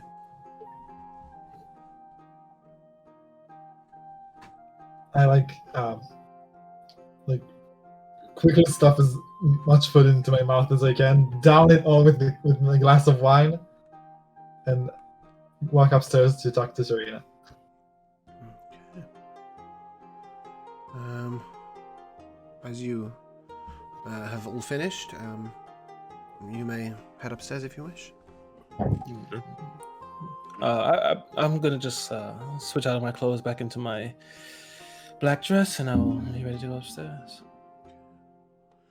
As you head upstairs, you see that you enter the stairs, and you see ahead of you a open doorway in front of you. Sorry, Moon, you were saying? No, I dropped my phone on my fucking face. Excellent. Ahead of you see an open doorway, and behind that you see a table laden with drinks. Lots of drinks. And you see one particular man standing there, very gruff. He's got 2 earrings in his ear, and his other ear appears to be half torn. He has a large scar that you see reaches around the back of his neck to the front of his neck, but you can see no more than that as he stands at the table. And you hear boisterous argument going on behind the door. Behind the open door. If you would like to head through. I would like to try and peek behind the guy to see who's in there. Oh, he's quite a way in. He's standing at the table in front of you, so you'll just be able to look through the doorway. And Okay. as you look through the doorway, you see that there are various different characters standing around. You see a very shady-looking dwarf, sort of black beard braided with what appears to be dung. His hair all down the side. He's got deep sunken eyes, scars across his face. His arms are bare as he wears a sort of vest top of leather. And each arm is very muscular and tattooed richly either side. You'll see a gentleman standing smoking a pipe in the corner.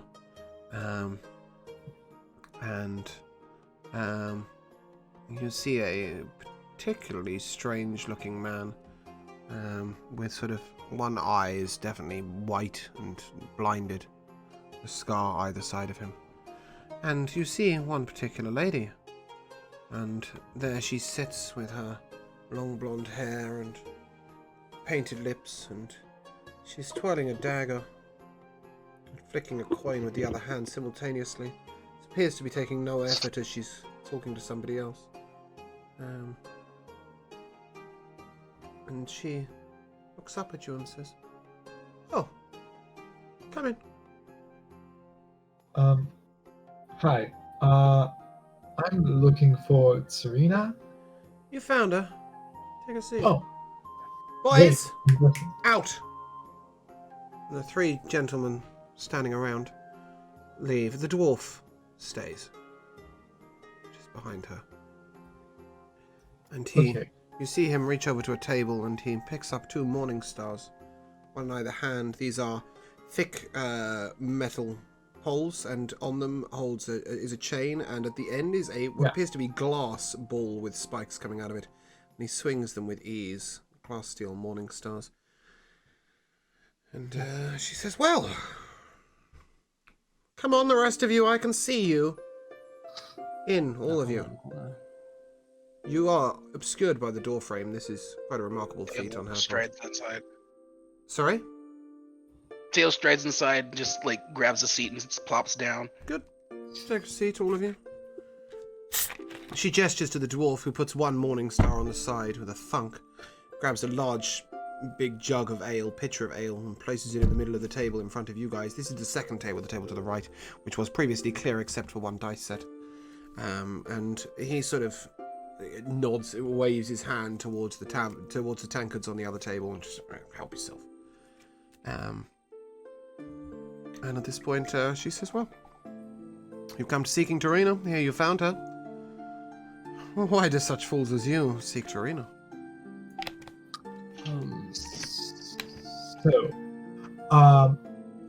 We kind of met with the captain, Captain Zoj. Captain Zoj? Prick if I've ever met one, yes, go on. Absolutely agree, absolutely not my vibe. Absolutely love your style much more. Flattery will get you nowhere. Speak your business. He told us to ask you about the 3 dead ones. Well, sort of, yes. Yes, the dead 3.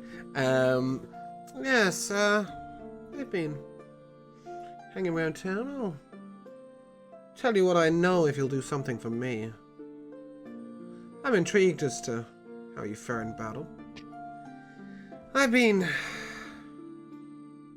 tracked here by my previous shipmates, pirates one and all, from the Uncivil Serpent. I may have taken a few things that didn't belong to me, but, well, that's not particularly new. And, yeah, I know that they're here in town, and I know that they know where I am, and I know that they're coming. Those 3 fools that you saw earlier are no use in a fight whatsoever, but Athragate here will help you.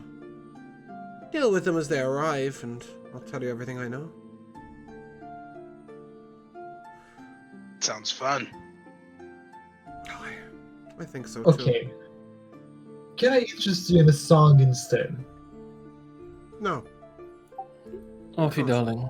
No one's going to hear your song just but yet. we'll be waiting. If you wish to play while we wait, you might entertain me with your ineptitude. See, I would love to bet something, but I have nothing at all. I have no money. So, we can play. I would love to play. I have nothing better to do. Look with who I'm just running around. I have nothing better to do. Okay, get yourself in that corner and keep us entertained. And as you take stance, we'll come back to you in a moment. And she turns to the rest of you and she says, "Anyone here got a sharp eye with a dagger?"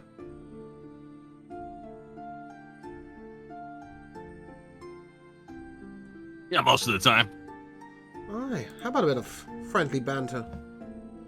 You see that over there? And she points over to the wall, and you see the head of an elk upon the wall. That's about 40 foot away. She says, "You're gonna hit it in the eye. Give you 100 gold. Any of you. Take your throws." She hands you a dagger. Calabar, and she says, "Take your throw. Sounds like there's no downside. Give me a d20 roll plus your dex modifier. Yes. Or just the dex check, I guess. And No, never mind. That sounds like a bad idea. You want this at disadvantage because it's outside normal dagger? Nope. Just want a d20 plus your dex modifier. Got it. 12. Yes, famously, our rogues are the worst at our dagger throwing games. Leave me alone! Leave me alone! Okay, you hit the very edge of the elk's ear. She laughs. She goes, right. Not my usual targets, you know. Who's up next? How about you, pretty girl? And she gestures to Cassandra. I want some of this action. Gestures to Cassandra. Go on. Take a throw. Okay. What am I rolling? Dex check, basically. Oh, a check. 1 sec. Yeah, it's not a saving throw. She's not throwing it at you. Yeah, that's still an 8. Okay, yours thunks into the board far to the right, and she goes, maybe we'll make this a bit more interesting. And she gestures to, Orphe. She says, why don't you sing to us from over there? And she is indicating for you to stand under the elk's head.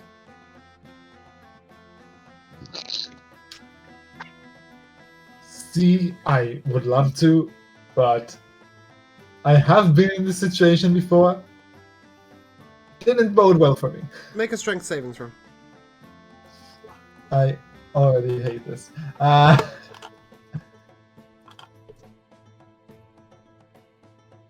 That's a 14. Yeah, that ain't cutting it. The dwarf picks you up and places you under the elk's head and indicates that you should stay very still. Please give me. She Yeah, hands yeah, I over know. To, she hands a dagger over to Mateo. And she says, throw with vigor! Give me a dex check. Watch this.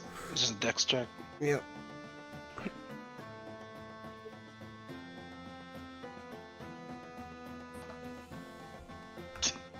It's a 5. Is that a nat 1? No, I have a plus Okay. 1. It's a nat 4. It's a 5. Okay, it sort of lands about here in relevance to Orphe's head. It is below the elk's head. She laughs and Yep, she goes, exactly where I was aiming. somebody couldn't decide which way they wanted to shoot. She hands the dagger over to Lynette and she says, make a throw, friend. Orphe, I'm sorry if this hits you. I'll nurse you back. No, to he's health not! afterwards, I promise. She shouts, Darling, should we be putting this boy under this? oh, just throw the damn dagger!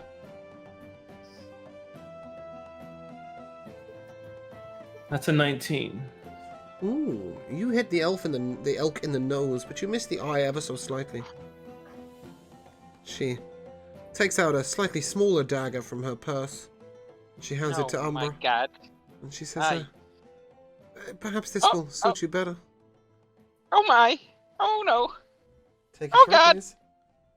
I'm gonna kind of like rub my hands together and cast guidance on myself. Lovely. Give us your roll. I'm so sorry. I almost nat 20'd it. What did you get? Hold on, I gotta roll my guidance. That's an 18. An 18. You also hit the nose of the elk, slightly the other side, a little far away from the eye, and she laughs. She takes 6 daggers, and within almost no motion, she places Oh, God! 5. One just below your ear, Orphe. I'm One just away. above your ear. Go on. As she throws this, can I mean, I don't know if you're gonna let me do this, but can I raise a shield in front of Orphe? You can, but it won't make any difference. She places one just below your ear, one just above your ear, one touching your hair at the top of your head, one above the other ear, one below the other ear, and the final one goes straight through the eye of the elk. And she laughs. Mateo and says, claps. well, a friendly game. Now, I have another game for you while we wait. Orphe, play us a song, come on. So, funny you should say play, because I don't actually have anything to play, but Oh, useless. Open the cupboard. Open the cupboard. And she gestures to a cupboard to your left. Before you, you okay. see a lute, a dulcimer, a flute, a drum, and what appears to be some sort of accordion. Pick your instrument. I think I'll go with the accordion-looking thing. The accordion? A favourite of the dwarfs. Please. Play us a song. Okay, let me see if I can figure this out. And I just start playing the most cheesy, sad song I can think of. Like, something that again, I gotta say, something that an emo middle schooler in the Renaissance times would have loved to listen to. As you do, you hear the elf song rise in pitch. Does anybody speak Elvish? I do. Yeah, I do. You hear the words. I do. Oh, sing a song of Elturel, of water, woods, and hill. The sun dawns on her ruddy cliffs and fields green and still. This land of long abiding joy, home of the strong and brave, renowned by all across the realms and never once a slave. Oh, sing a song of Elturel, when foes are at her door, her fields torn by cloven feet from some infernal shore. Arise, arise, the mighty Hell Riders, take up your swift keen swords, and charge into the hellish fray, and scatter the devil's hordes. Oh, sing a song of Elturel, and when the night does fall, sleep safe beneath the companion's light, until the dawn does call. We're bound by mortal covenant that only ends with death, and so we'll sing of Elturel until our final breath. Who speaks Elvish? I do. Anybody who speaks Elvish, I need an intelligence check. History check, sorry, please. Fun. That's 11. That's an 8. Did Umbra say she's... 3. Oh, it's a 3. Did Umbra say she spoke Elvish? I don't speak Elvish, no. Does Lunette speak Elvish? No, I do not. I don't think either one of us picked Elvish. Lynette doesn't have the tongue for it. The Got Tarina time for other smiles things. and she says, well, perhaps you don't know of the Elf Maiden's song. The companion referred to in the song is the name given to the artificial sun that burns over Elturel, protecting the city and its surrounding lands against undead. Strange change in lyrics. If you remember the Hell Riders, give me another history check, please. This time I would like it from Lunette and Umbra. That's a 17. Good old +0. I got a nat 20. Perfect. You will remember from your studies that Hell Riders were so named long ago because when they descended into the 9 hells on horseback to fight devils, they officially rode into hell. Most of them never returned. But alas, that is what you see. And as this is going on and you're playing the song, she's just a friendly arm wrestling contest. She'd like to pit some of you against each other. So, Cassandra and Lunette, I will need contested athletics checks, please.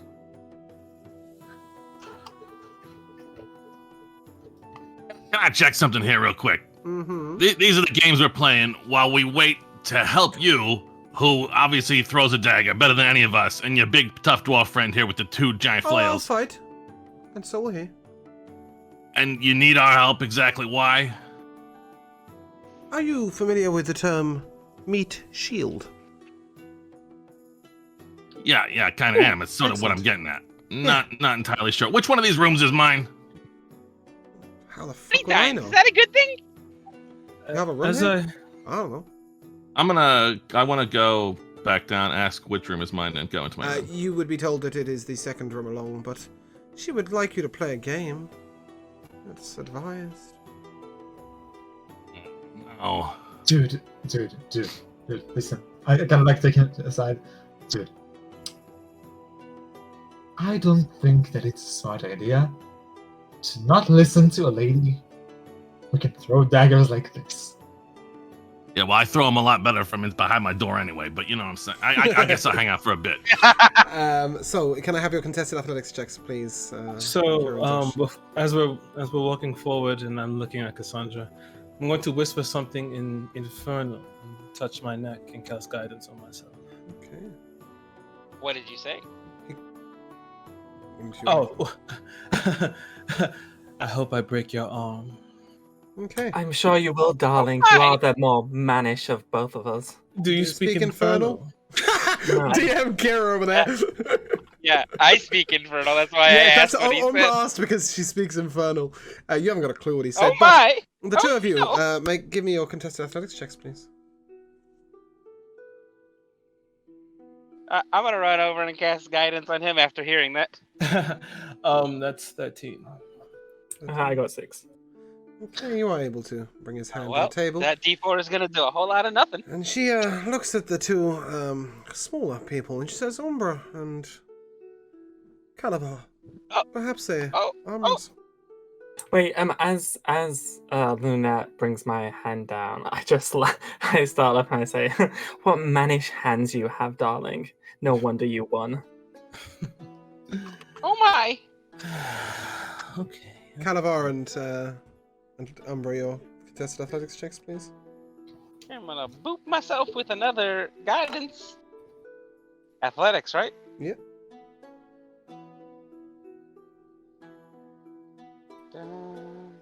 Calabar? 8. 18. Oh, Umbra shows her muscles. Lovely. And then she turns to Mateo and she says, right, now for you I have a challenge.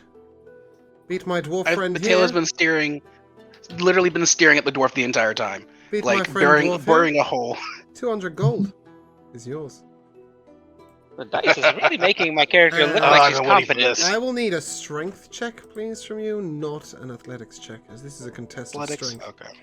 And you will need to beat... Ooh, that's a 9. You will need to beat a 22. Oh my god! That's not gonna be a 22. That's gonna be a 12. He slams your hand to the table and he says, oh, let's go another. Come on. One more. Go! Can I try? Yeah, in a minute. 14. Oh, you can't lose. He can't lose. That's another 22. He looks over at Umbra asks to try, and she looks over and she just sort of giggles and goes, "Be my Yeah, guest. fuck it. Give me a strength check." Just don't throw me against the wall, please. Yes, that's God damn it. You need to beat a 33. I'm not gonna roll anything. I'm just gonna walk into the corner and sulk. He's very gentle with you as he just places your hand upon the table, but at this moment... Hold on. I want to roll to see if I get a nat one if he just throws me against the wall.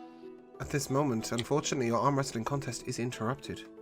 Damn it. As you hear from downstairs a thunking sound as a group of people are clearly coming up the stairs, and one man bursts in to the room and says, Torino, your time has come. Okay. I will need you all to roll initiative, please. When it comes up, No. I would like to put my hand on Cassandra, and I'm going to give her vigilance. You have an advantage on initiative. That's really cool. I didn't know that was a thing. I get a what? Advantage on initiative. Yeah, that's Oh, I initiative. rolled in that 20, so... Fantastic. Perfect. I've got a 20 that isn't nat. A dirty 20, as it were. Sorry, I will need to take them one by one. Orphe, your initiative. 20. Mateo? 2. 2. 2. I rolled in that one. Spiffing. Lunette? 16. Calavar? 6. Cassandra? 24. And that's a nat 20, correct? That is a nat 20. You'll have advantage on your first action. Umbra? 7. 7. That's more like it. As they bustle on inwards, you see, first of all, this gentleman who spoke. He is, not on my screen anymore. Where the fuck did that go? He is a brawny man with a sort of patch on his right eye and a cruel mouth and a pirate swagger. And the others sort of act as if they own the place and saunter on in, swashbuckling, swords in hand. Do any of you wish to engage him in conversation before he attacks? I'm gonna run up and give him a pamphlet. Mm-hmm. Oh boy. Yeah, I know I've made mistakes in my life. You dare interrupt before I get my third rematch? I don't want to engage in conversation, but I want to look around the room. Mm-hmm. How many lanterns are there? 6. And they are dwarves, or are they? No, they are men. Humans. They're just humans. Okay. Okay. And He looks dead in the eye at Umbra as he crunches this pamphlet in his hand. He says, It's not very nice. "Do you stand between me and my prey?" I don't know who your prey is or what that is. I just wanted to give you a That, pamphlet. and he points to Tarina, "is my prey. Do you stand between us?"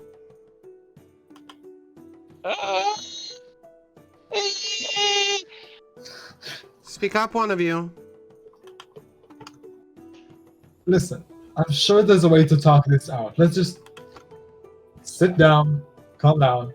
I'll play y'all something, and we can definitely talk this out. I'd be willing to make a deal. You see, Tarina here has stolen 5,000 gold pieces in worth of goods from me. Got 5,000 No gold lie. pieces? Pay up. If you haven't, get ready to fight. Got 5 knuckles. I've got this accordion and this song. I think we should launch into battle on the phrase, "I've got 5 knuckles." That was beautiful. Cassandra, you're up. And you have Okay, advantage so- on your first action. Yeah, but my first I am in action danger. it doesn't have advantage. Oh, well, that sucks to be you. Well, I can't. You're not going to pass that over to the next round. No. What a dick! No, you get advantage on your first action. That doesn't mean your first Okay. action that requires advantage.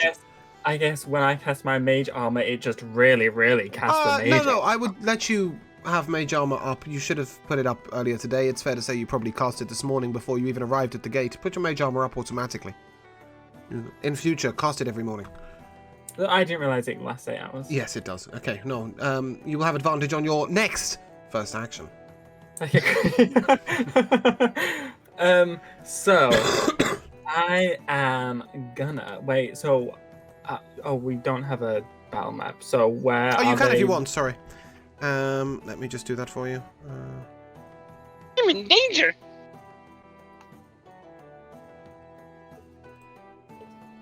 Why did that not make all the others appear?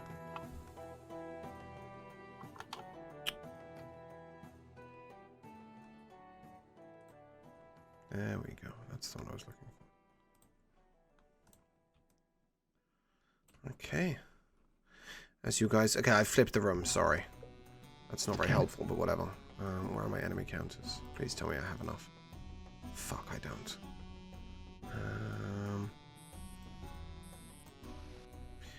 Okay, sure, I'm gonna do it like this.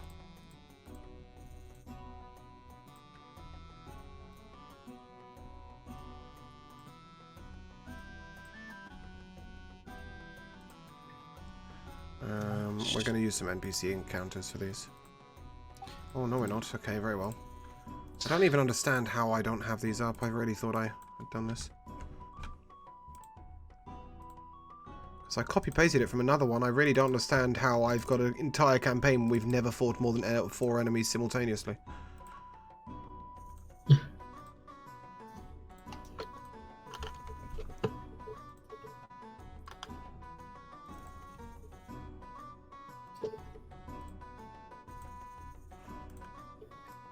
Oh man. Sorry, guys. Kira, would you mind skipping the track for me while we're doing this? Oh, no, never mind.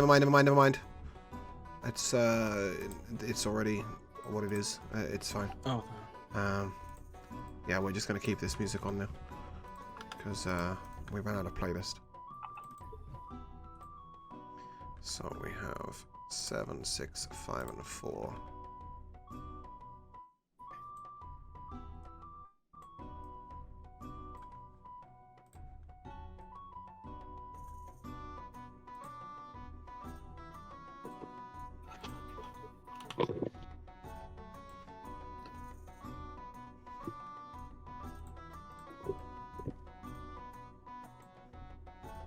Oh, we've got like a bunch of them.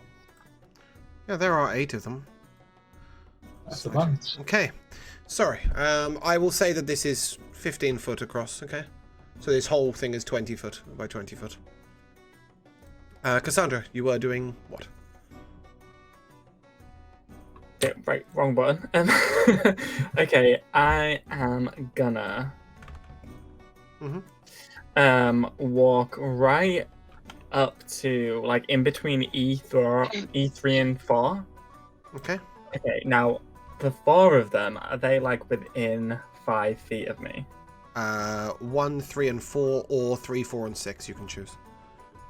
No. It's a group thing. Oh, within 5 foot of you? Of me, yeah. No, he would be 1, 3, and 4. Okay, cool. So I'm gonna unsheath my rapier, and as I slash it down in front of me, multiple rapiers appear around me, and they all have to make a dex saving throw. So that is 3. 1, 2, I have 3. to make a dex saving throw. No. That's a 20. Okay, that's fine. That one is a 13, and that one is a 3. There's a variation of rolls for you, all with the same dex modifier. Carry on. Oh, you moved me away. That's why I don't have to do that. 2 of them take 1 force damage. Okay, no, that will be all 3 of them.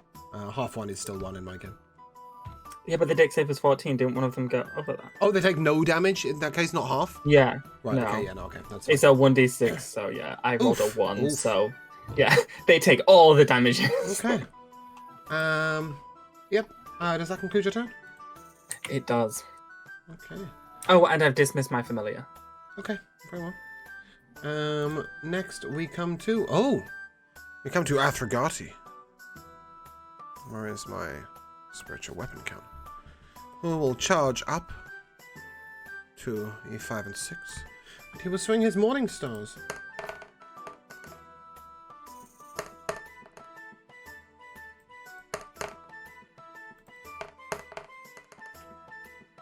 And he will kill enemy 6.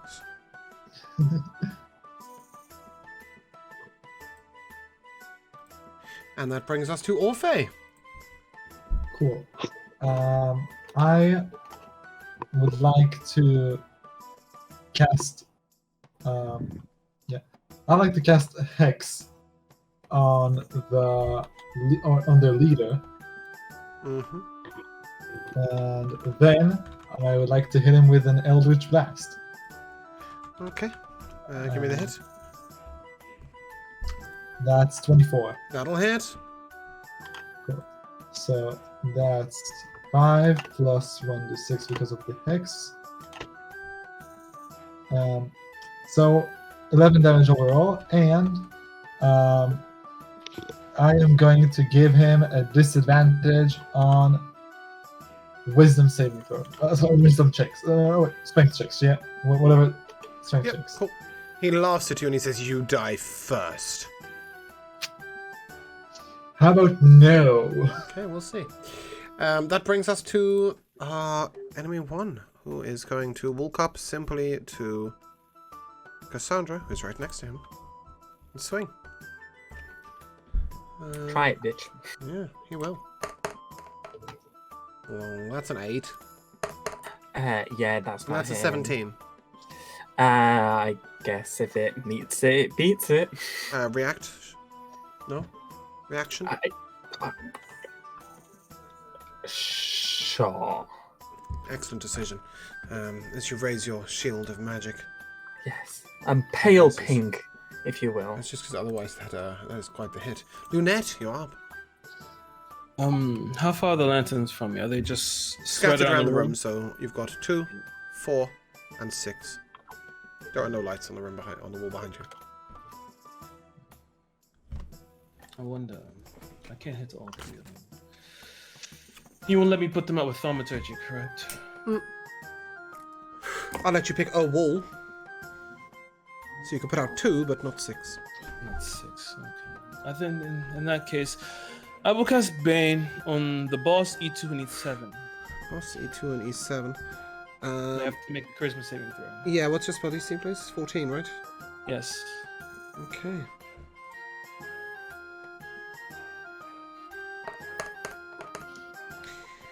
Mr. Boss makes it, but the other 2 fail. Sorry, 2 and 7, yeah? Yes, 2 and 7. Okay.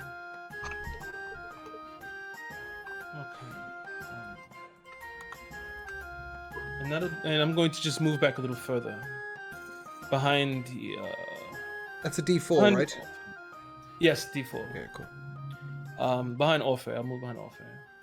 Oh yeah. Well, he was Sure. fucked anyway, so don't worry about it. Middle of my turn. Where is our Lucius counter? There it is. Okay.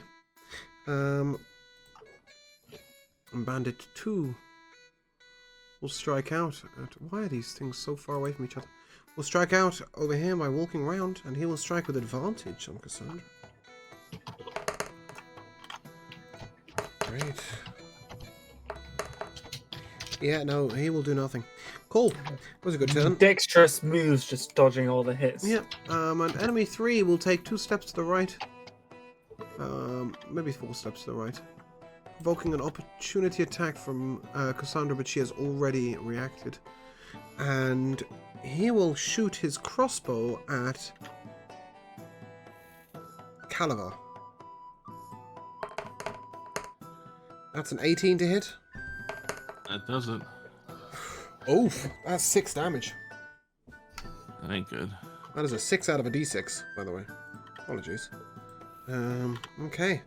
Our bandit, pirate dude is going to charge all the way across up to Orphe. And he provokes an opportunity attack from our lovely Tenari? Is that her name? Tarina. Tarina, that's the one. Yeah, I knew I had the letters mixed up. And she will smack a bitch.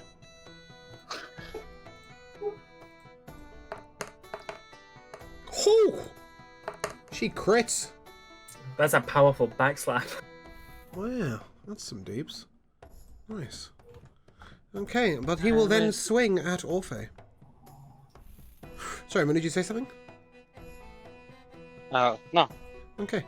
He swings once with his scimitar. Does a 22 hit you? Yes, it does. It's twice my AC. He swings twice. Does a 9 hit you? Somehow it does not. And he swings thrice. Does a 7 Oh hit my you? god.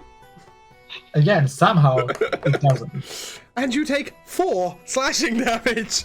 What a turn. That is so hot. Okay, next we come to Mr. Number 5, who is going to shoot his crossbow at Umber.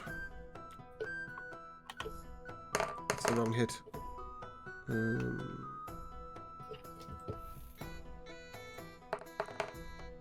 That is a 17 to hit. Yep. That's 6 damage. Motherfucker. Yeah, unfortunately your initiative rolls are terrible, as the next bandit will attack, or group of piratey bitches, and he will shoot at, again, Calavar, but he will miss. And finally, it brings us to our next in line. This is E6. E6 is dead. Never mind. Umbra, you're up. Umbra closed her fucking character sheet. Oh, okay. This is very not helpful. Give me 1 second. Umbra's gonna shoot a bitch, or hit a bitch with a mace and healing word. That's my bet. That is a great guess, because that is definitely what I was gonna do. What else would you do in this situation, right? I guide and bolt a motherfucker. You could, but you have a very wounded I'm gonna friend. run up to the ball. I'm pretty fucking wounded too, sir. Oh, you are the one that's wounded. Yeah, never mind. You're the one that's wounded. Yeah, okay. Smack a bitch. I want to run up and smack the big boy. Okay, what's a hit for me? I am not gonna smack the big boy. Is that a 9 to hit? You're at advantage currently, so please roll again. He's facing Alari. Alari? Let's Yeah, roll sure. one. He's definitely facing Orphe. It's the 21. Yeah, that'll hit. That's more like it. Smack him, my Boy, friend. 7 damage. Okay. Yep, he appears to be wounded. Reroll. And then... Heal yourself, friend.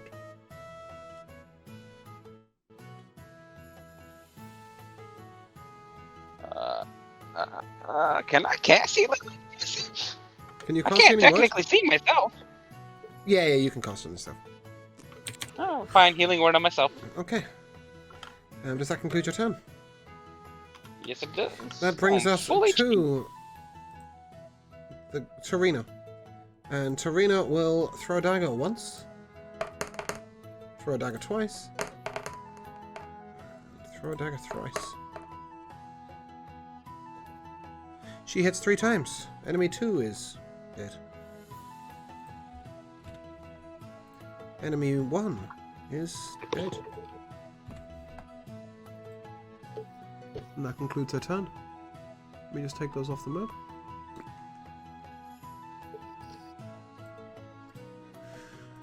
And that brings us to Calabar.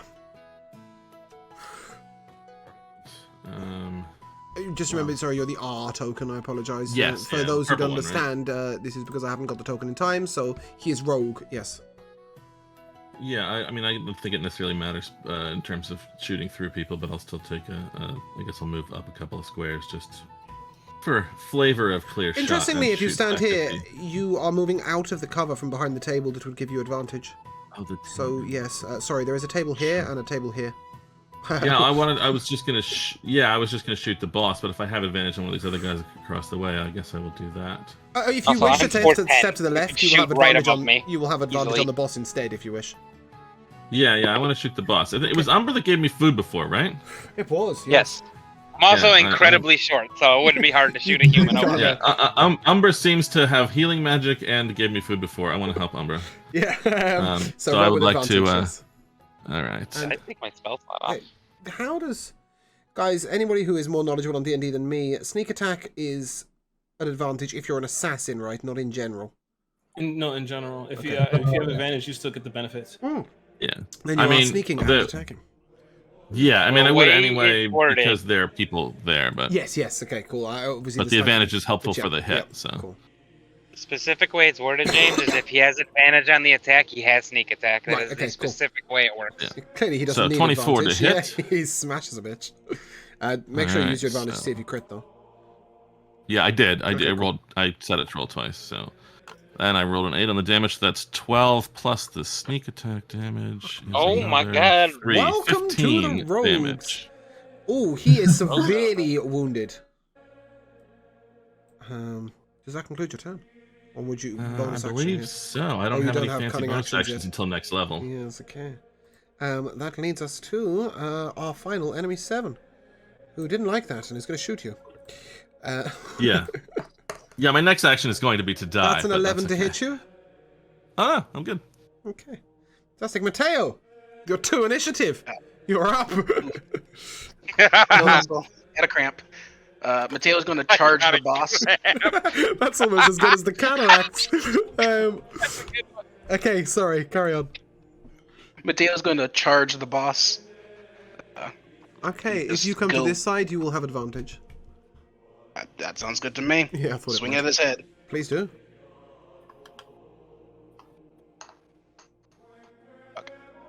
Get 10. No.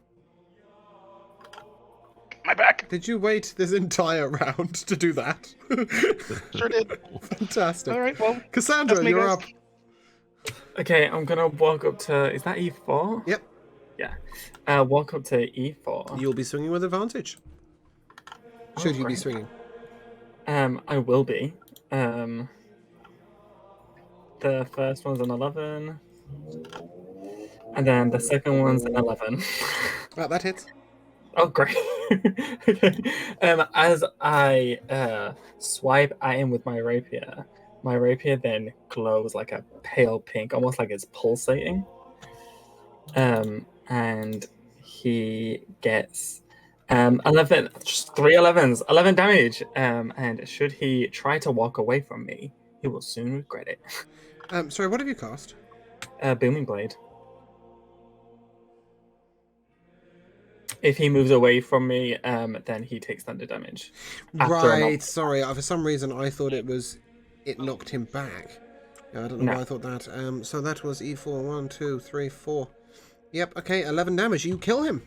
Yes. Yes. Ooh, nice. Never mind. Yes, There he goes is my fucking lit up. spell. He is lit up with pink light as he disintegrates into dust beneath. Okay. That leads us to the great Athrogate. Where's Athrogate? Who is going to charge straight up to the next one. Swing his morning stars. Bang. Oops. Second one hits. Ha! Okay, bye. That dude's very dead. That was E3, right? That is a 19 damage overkill with a crit. See you later. Orphe, you're up. Okay. So first I would like to use healing light on myself to not be as at 5 point. That's a bonus action, and I am going to I'm at full health again. Mm-hmm.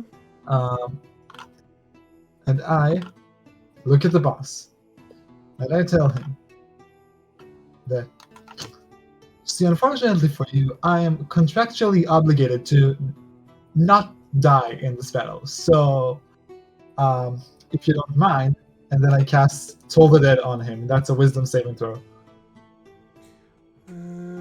Okay, sorry, this is the boss, yeah? Yeah. Yeah, he ain't saving shit with that. Fantastic. That's 1d12 damage. And I cause him exactly 1 point of damage. I love it. I was so excited for this. Lunette, show me how you can do 1 damage. A question. Looking at him, does he look He's severely ragged? wounded. Severely wounded. Melissa Tarina, So for those of you who don't know, by the way, I have a system. So you have wounded, which is half health, bloodied, which is down to a third, severely wounded, which is under 10% HP, and brought to his knees is 1 health. Melissa Tarina, do you want him alive for anything? God, no.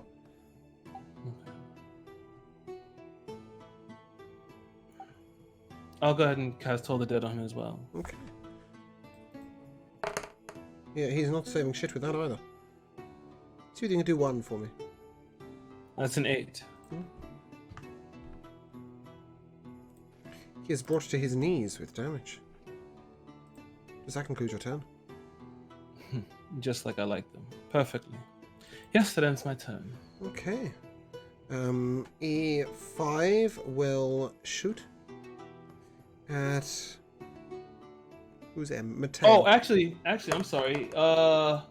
They take 1d12 with the necrotic. Hold on, let me re-roll that. Sorry. Is not 1d12 not against undead? Oh, it No, says Toll the Dead is you take a d12 of damage if they're damaged. That's the one here. It's a really stupid cantrip. yeah. That was a 6. That's actually worse. You'll keep the 8. That's fine. Okay. He is going to shoot at Mateo. That's an 18 to hit. It's He'll take 7 points of piercing damage. alright. Okay. Our scary ass boss. No, sorry. Yes, our scary ass boss is going to get up with his full movement speed. And he is going to make an attack on Orphe. That's a 12 to hit. It hits. The next one is a 9 to hit. Does not hit. And the final one is a 24 to hit. Definitely hits. Okay. I've rolled a hit again. You take 1 point of slashing damage and 3 points of slashing damage. So that's 4 in total. Yeah. Haven't killed Joe yet. Let's see whether I can fix that. The next bandit is going to shoot at Calavar, but with disadvantages. You're hiding behind a table. First one's a 19 to hit. This table ain't doing much good. Second one's a 10 to hit. So it's a 10 No, to that hit. won't do it. Okay, yeah, that was a disadvantage, so he misses. Oh, I see. Yeah, Okay, that brings us to Umbra. Umbra is going to probably do the exact same thing. She's gonna bonk a bitch on the head. Again, you will have advantage. Slap him upside the face. Okay, see whether you can hit him. Oh, you suck a dick, D&D Beyond. That was almost a nat 20. Oh, was it one of those slow Oh. roll-ups? Yeah, that doesn't Yeah, hit. it landed on the 20. Yeah, that Okay. I know. That brings us to And our I'm, great... nope. Oh, sorry, go on. It does fucking not, you bastard. I'm gonna turn around and healing word Calavar. Okay. For 7 HP. Nice. I like the way you just left Orphe to die. They're like 2 hit points. He can heal himself. Yeah, true. Hey, I don't look at people's HP. Not my true. problem. But you did his theory, you also bashed. Tarina, you're up. And she will throw a dagger. Once. Twice. Interesting character build. She's a champion that throws daggers. Cool. Enemy 7's dead. Calavar, you're up. Well, I feel like they've got the boss handled. There's like 90 of them around him. Please. Well, if you Yeah, remember you can heal correctly, me, the though. last time enemy 5 attacked directly after you. Yeah. The boss has already Yeah, attacked. I think it's far away, and I'm good at far away, so I gotta shoot at 5. Okay, will you be moving behind the table first? That sounds great. I thought you might. Thank you. Just not knowing Right. exactly where the Yeah, table there's is. no table on the map. We Appreciate never it. use the. No, we I never use appreciate the it. stuff on the map, so I just like to remind All people. right, so that's advantage then, you're Yeah, saying? it is. Awesome. It's our assassin rogue going to assassinate a bitch. Yes, he 24 is. again. Yeah, that's hitting. So that is 11 plus the sneak attack. Yeah, Total I of don't even need the 16. sneak attack. That is him dead. And that brings us to Mateo. Sorry, does that complete your turn? Yes, thank And you. that brings us to Mateo the bear. Mateo, who's realizing he did not attack with advantage last time. Oh, did you not? Do Yes, this. please do this time. I did not. It's probably- So I will go ahead and attack again. Let's try this one more time. Comes 2 6s in a row. No, that'll hit. Please describe his demise. Mateo is going to take his longsword. He's going to sort of shove it into his neck, and as he's gurgling for air, he's going to take out one of the pamphlets, autograph it, and then toss it on the body. I love it. So that concludes your battle, and as you stand victorious upon the battlefield, where are my enemy counters? There we go. We are I've back never in our been happy in tavern. my life. There we go. And Tarina turns to you and says, "You may loot the bodies."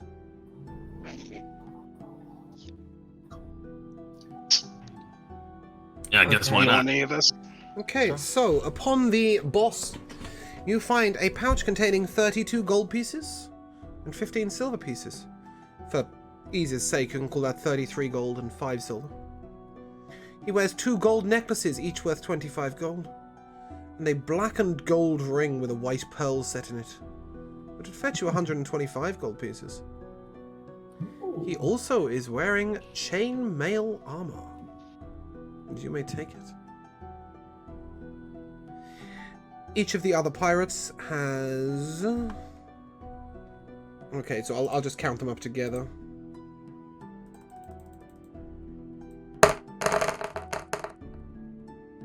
That is 22 silver pieces, or 2 gold and 2 silver, if you prefer.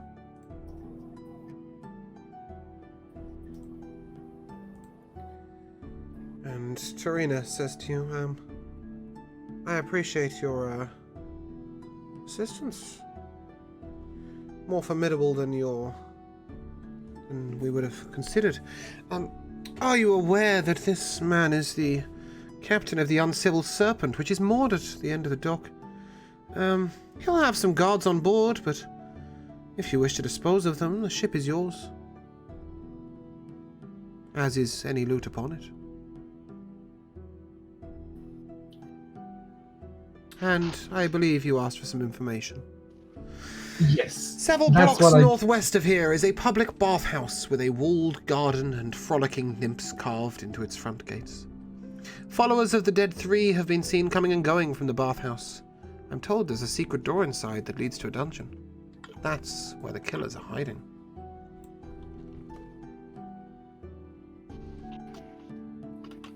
And, excuse the cameras, I will put that information straight in there. At this point, though, she's tossing her dagger. Suddenly, something takes her eye. Oh shit! Cassandra, you take 2 points of piercing damage. I'm so Darling, sorry. be careful when you're throwing those things. Do you see that? And she points to something on the boss's corpse. What in fuck's name is that? You see that what she is pointing to appears to be a skull-shaped helm that is on his hip. She goes, well, I can sense its magic from here. I mean, it looks rad as fuck, but This here, who would like to check it out and see if they can identify it? I guess I will, since I'm there. Yeah, Cassandra, it would make the most sense. Cassandra, as you pick it up, please make an Arcana check. That's a 13. It's a 13, that's enough. This is a helm of encouragement. A somewhat sentient helm, which offers useless but kind-hearted comments every now and then. It will also give you +1 to AC, which you will need to modify manually in your armor class. Okay, as you open it, you also... something falls out of it. And I need a dice. I want it so bad. I don't give a shit about the AC. I want it just for the encouragement. That is a 34. Let me go and find out what that is. And there is also a coin that you touch it, but it doesn't seem particularly reactive to you. It definitely... it's asking for somebody else. Matteo, this coin takes your eye. And as you grab it, you realize that this is the coin of infinite luck. If you call heads or tails while this coin is flipped in the air, it will land on that side. If somebody else calls heads or tails, it will land on the opposite side. Oh, I like this. With the helm in hand, I'm gonna walk over to Lynette. And I'm gonna hold it out to her and say, darling, you seem like the type to need constant approval. Perhaps you'd like to wear this. I'm sorry, I will rule that specifically Lunette cannot wear a helm, considering she has horns on her head. Large horns. I don't care. I'm still gonna attempt to give it to her. I don't think that's what Cassandra was going for. As Cassandra's talking, I'm just going to how tall are you, Cassandra? Actually, how tall do you want me to be? Probably 5'9" in your street. Yeah, I was gonna say she's probably tall. I'm at 6 5'9", but 6 feet, which is mostly legs, just 6 feet. So yeah, tiny torso. I'm wearing heels though, so let's say. Kira, please. So am I. So as Cassandra's going forward and starts talking, I'm just going to palm her face and move past her. Lovely. Arrogant little shit. Who would like to lay claim to this helmet? I believe Umbra would like to lay claim to this helmet, and giving some protection to your cleric might be sensible. However, the rest of it we shall divvy up after session. And we shall stop there. As you are all able to take rest in your rooms this evening after Torino has given you this information, it is now quite late at night. Congratulations! You level up. And over the course of the night, you take a long rest. The map of the upstairs of the tavern, there's only 5 beds. Yeah, I know. It's written for 5 adventurers. So who's doubling up? It's written for 5 adventurers. I've just added rooms. I was like, are you sure you still don't want to share with me? Maybe, if you can control those horns of yours. Regardless, we shall end there. I hope you guys have had some fun. We shall turn to our tradition, and I come first to Kira. Your MVP for the session, please. I liked a lot of it. I like the vampire. The general cattiness between Cassandra and Lunette is gonna be nice. I can't wait to see when barriers break down and stories come into play. But if they eventually find some common ground. But currently, Lunette does not like this bitch at all. So so yeah, the cattiness. I shall come in turn then to Cassandra or Josh. Your MVP for the session. So half of it is definitely that I'm excited to see where it goes with me and Kira because it's Actually, I so can do much something while we're fun. talking, sorry. But I think it's gonna have to be the fact that my soul burst did 1 damage and Joe's Toll of the Dead did 1 damage. So this is gonna be a very powerful team. I can feel it. Where would it go anywhere? It's like. Okay, I just almost fell. I don't know why or how. We're not gonna talk about it.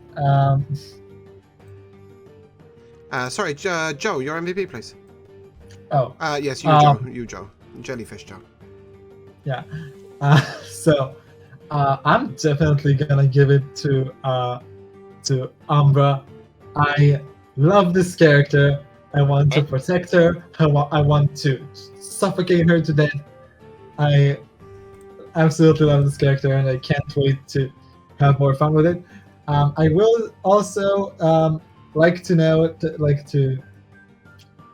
give some of the spotlight to the personality I gave to Orphe, which absolutely is not the personality they planned to go into this game.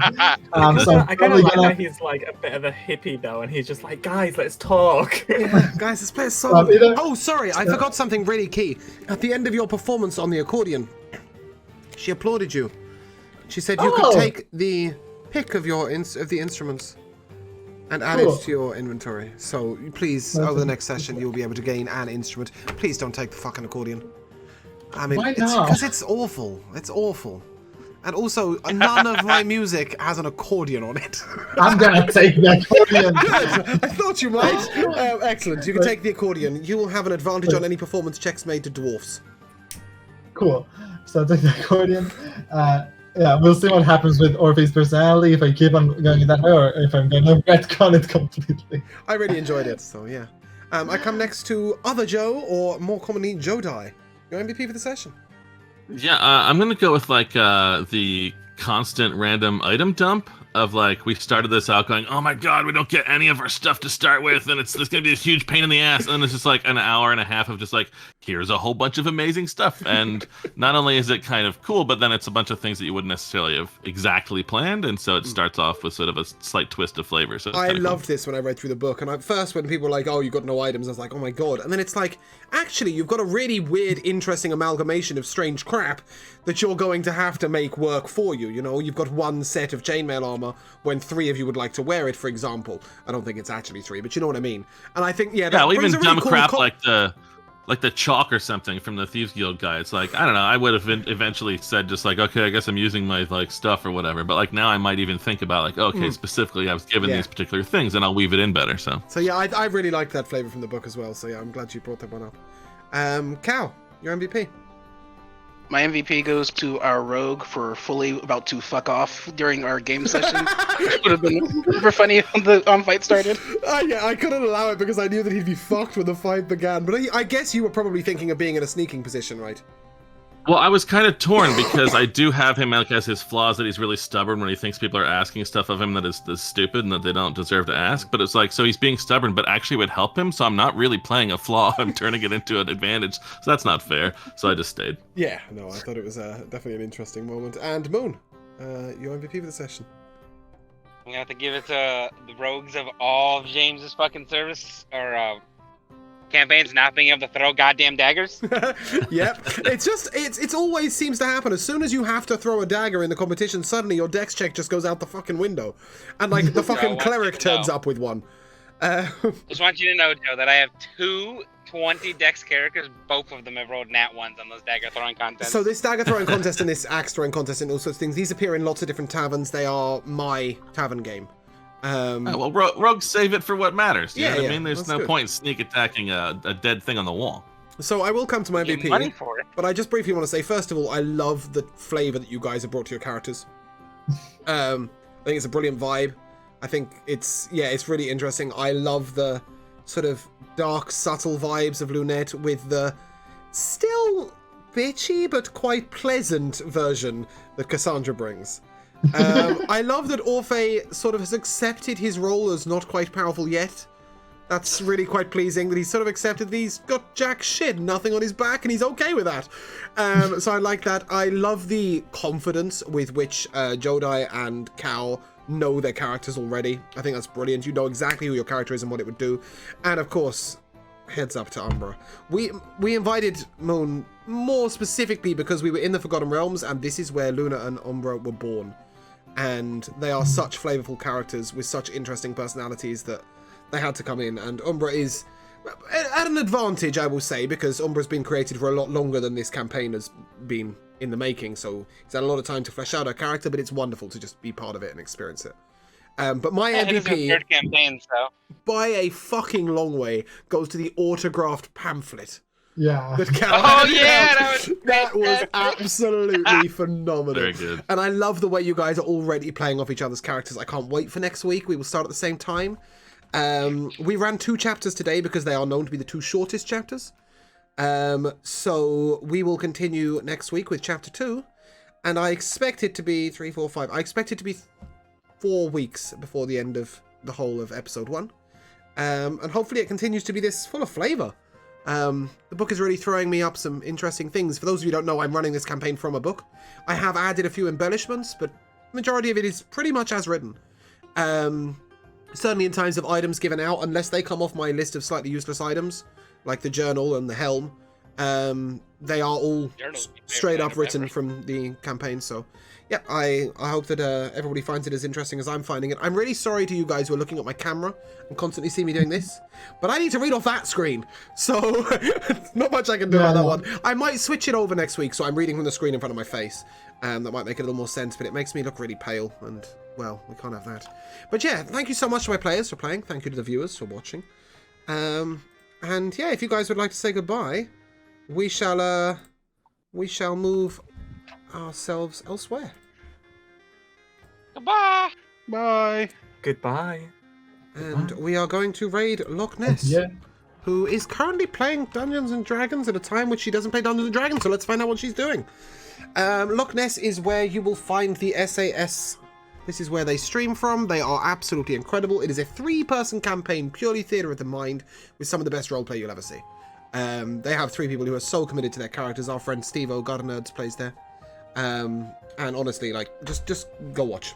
They are wonderful. So grab your sub-raid, grab your raid call, and let's go say hi and show her some love. Thanks for being here. Ciao. Goodbye.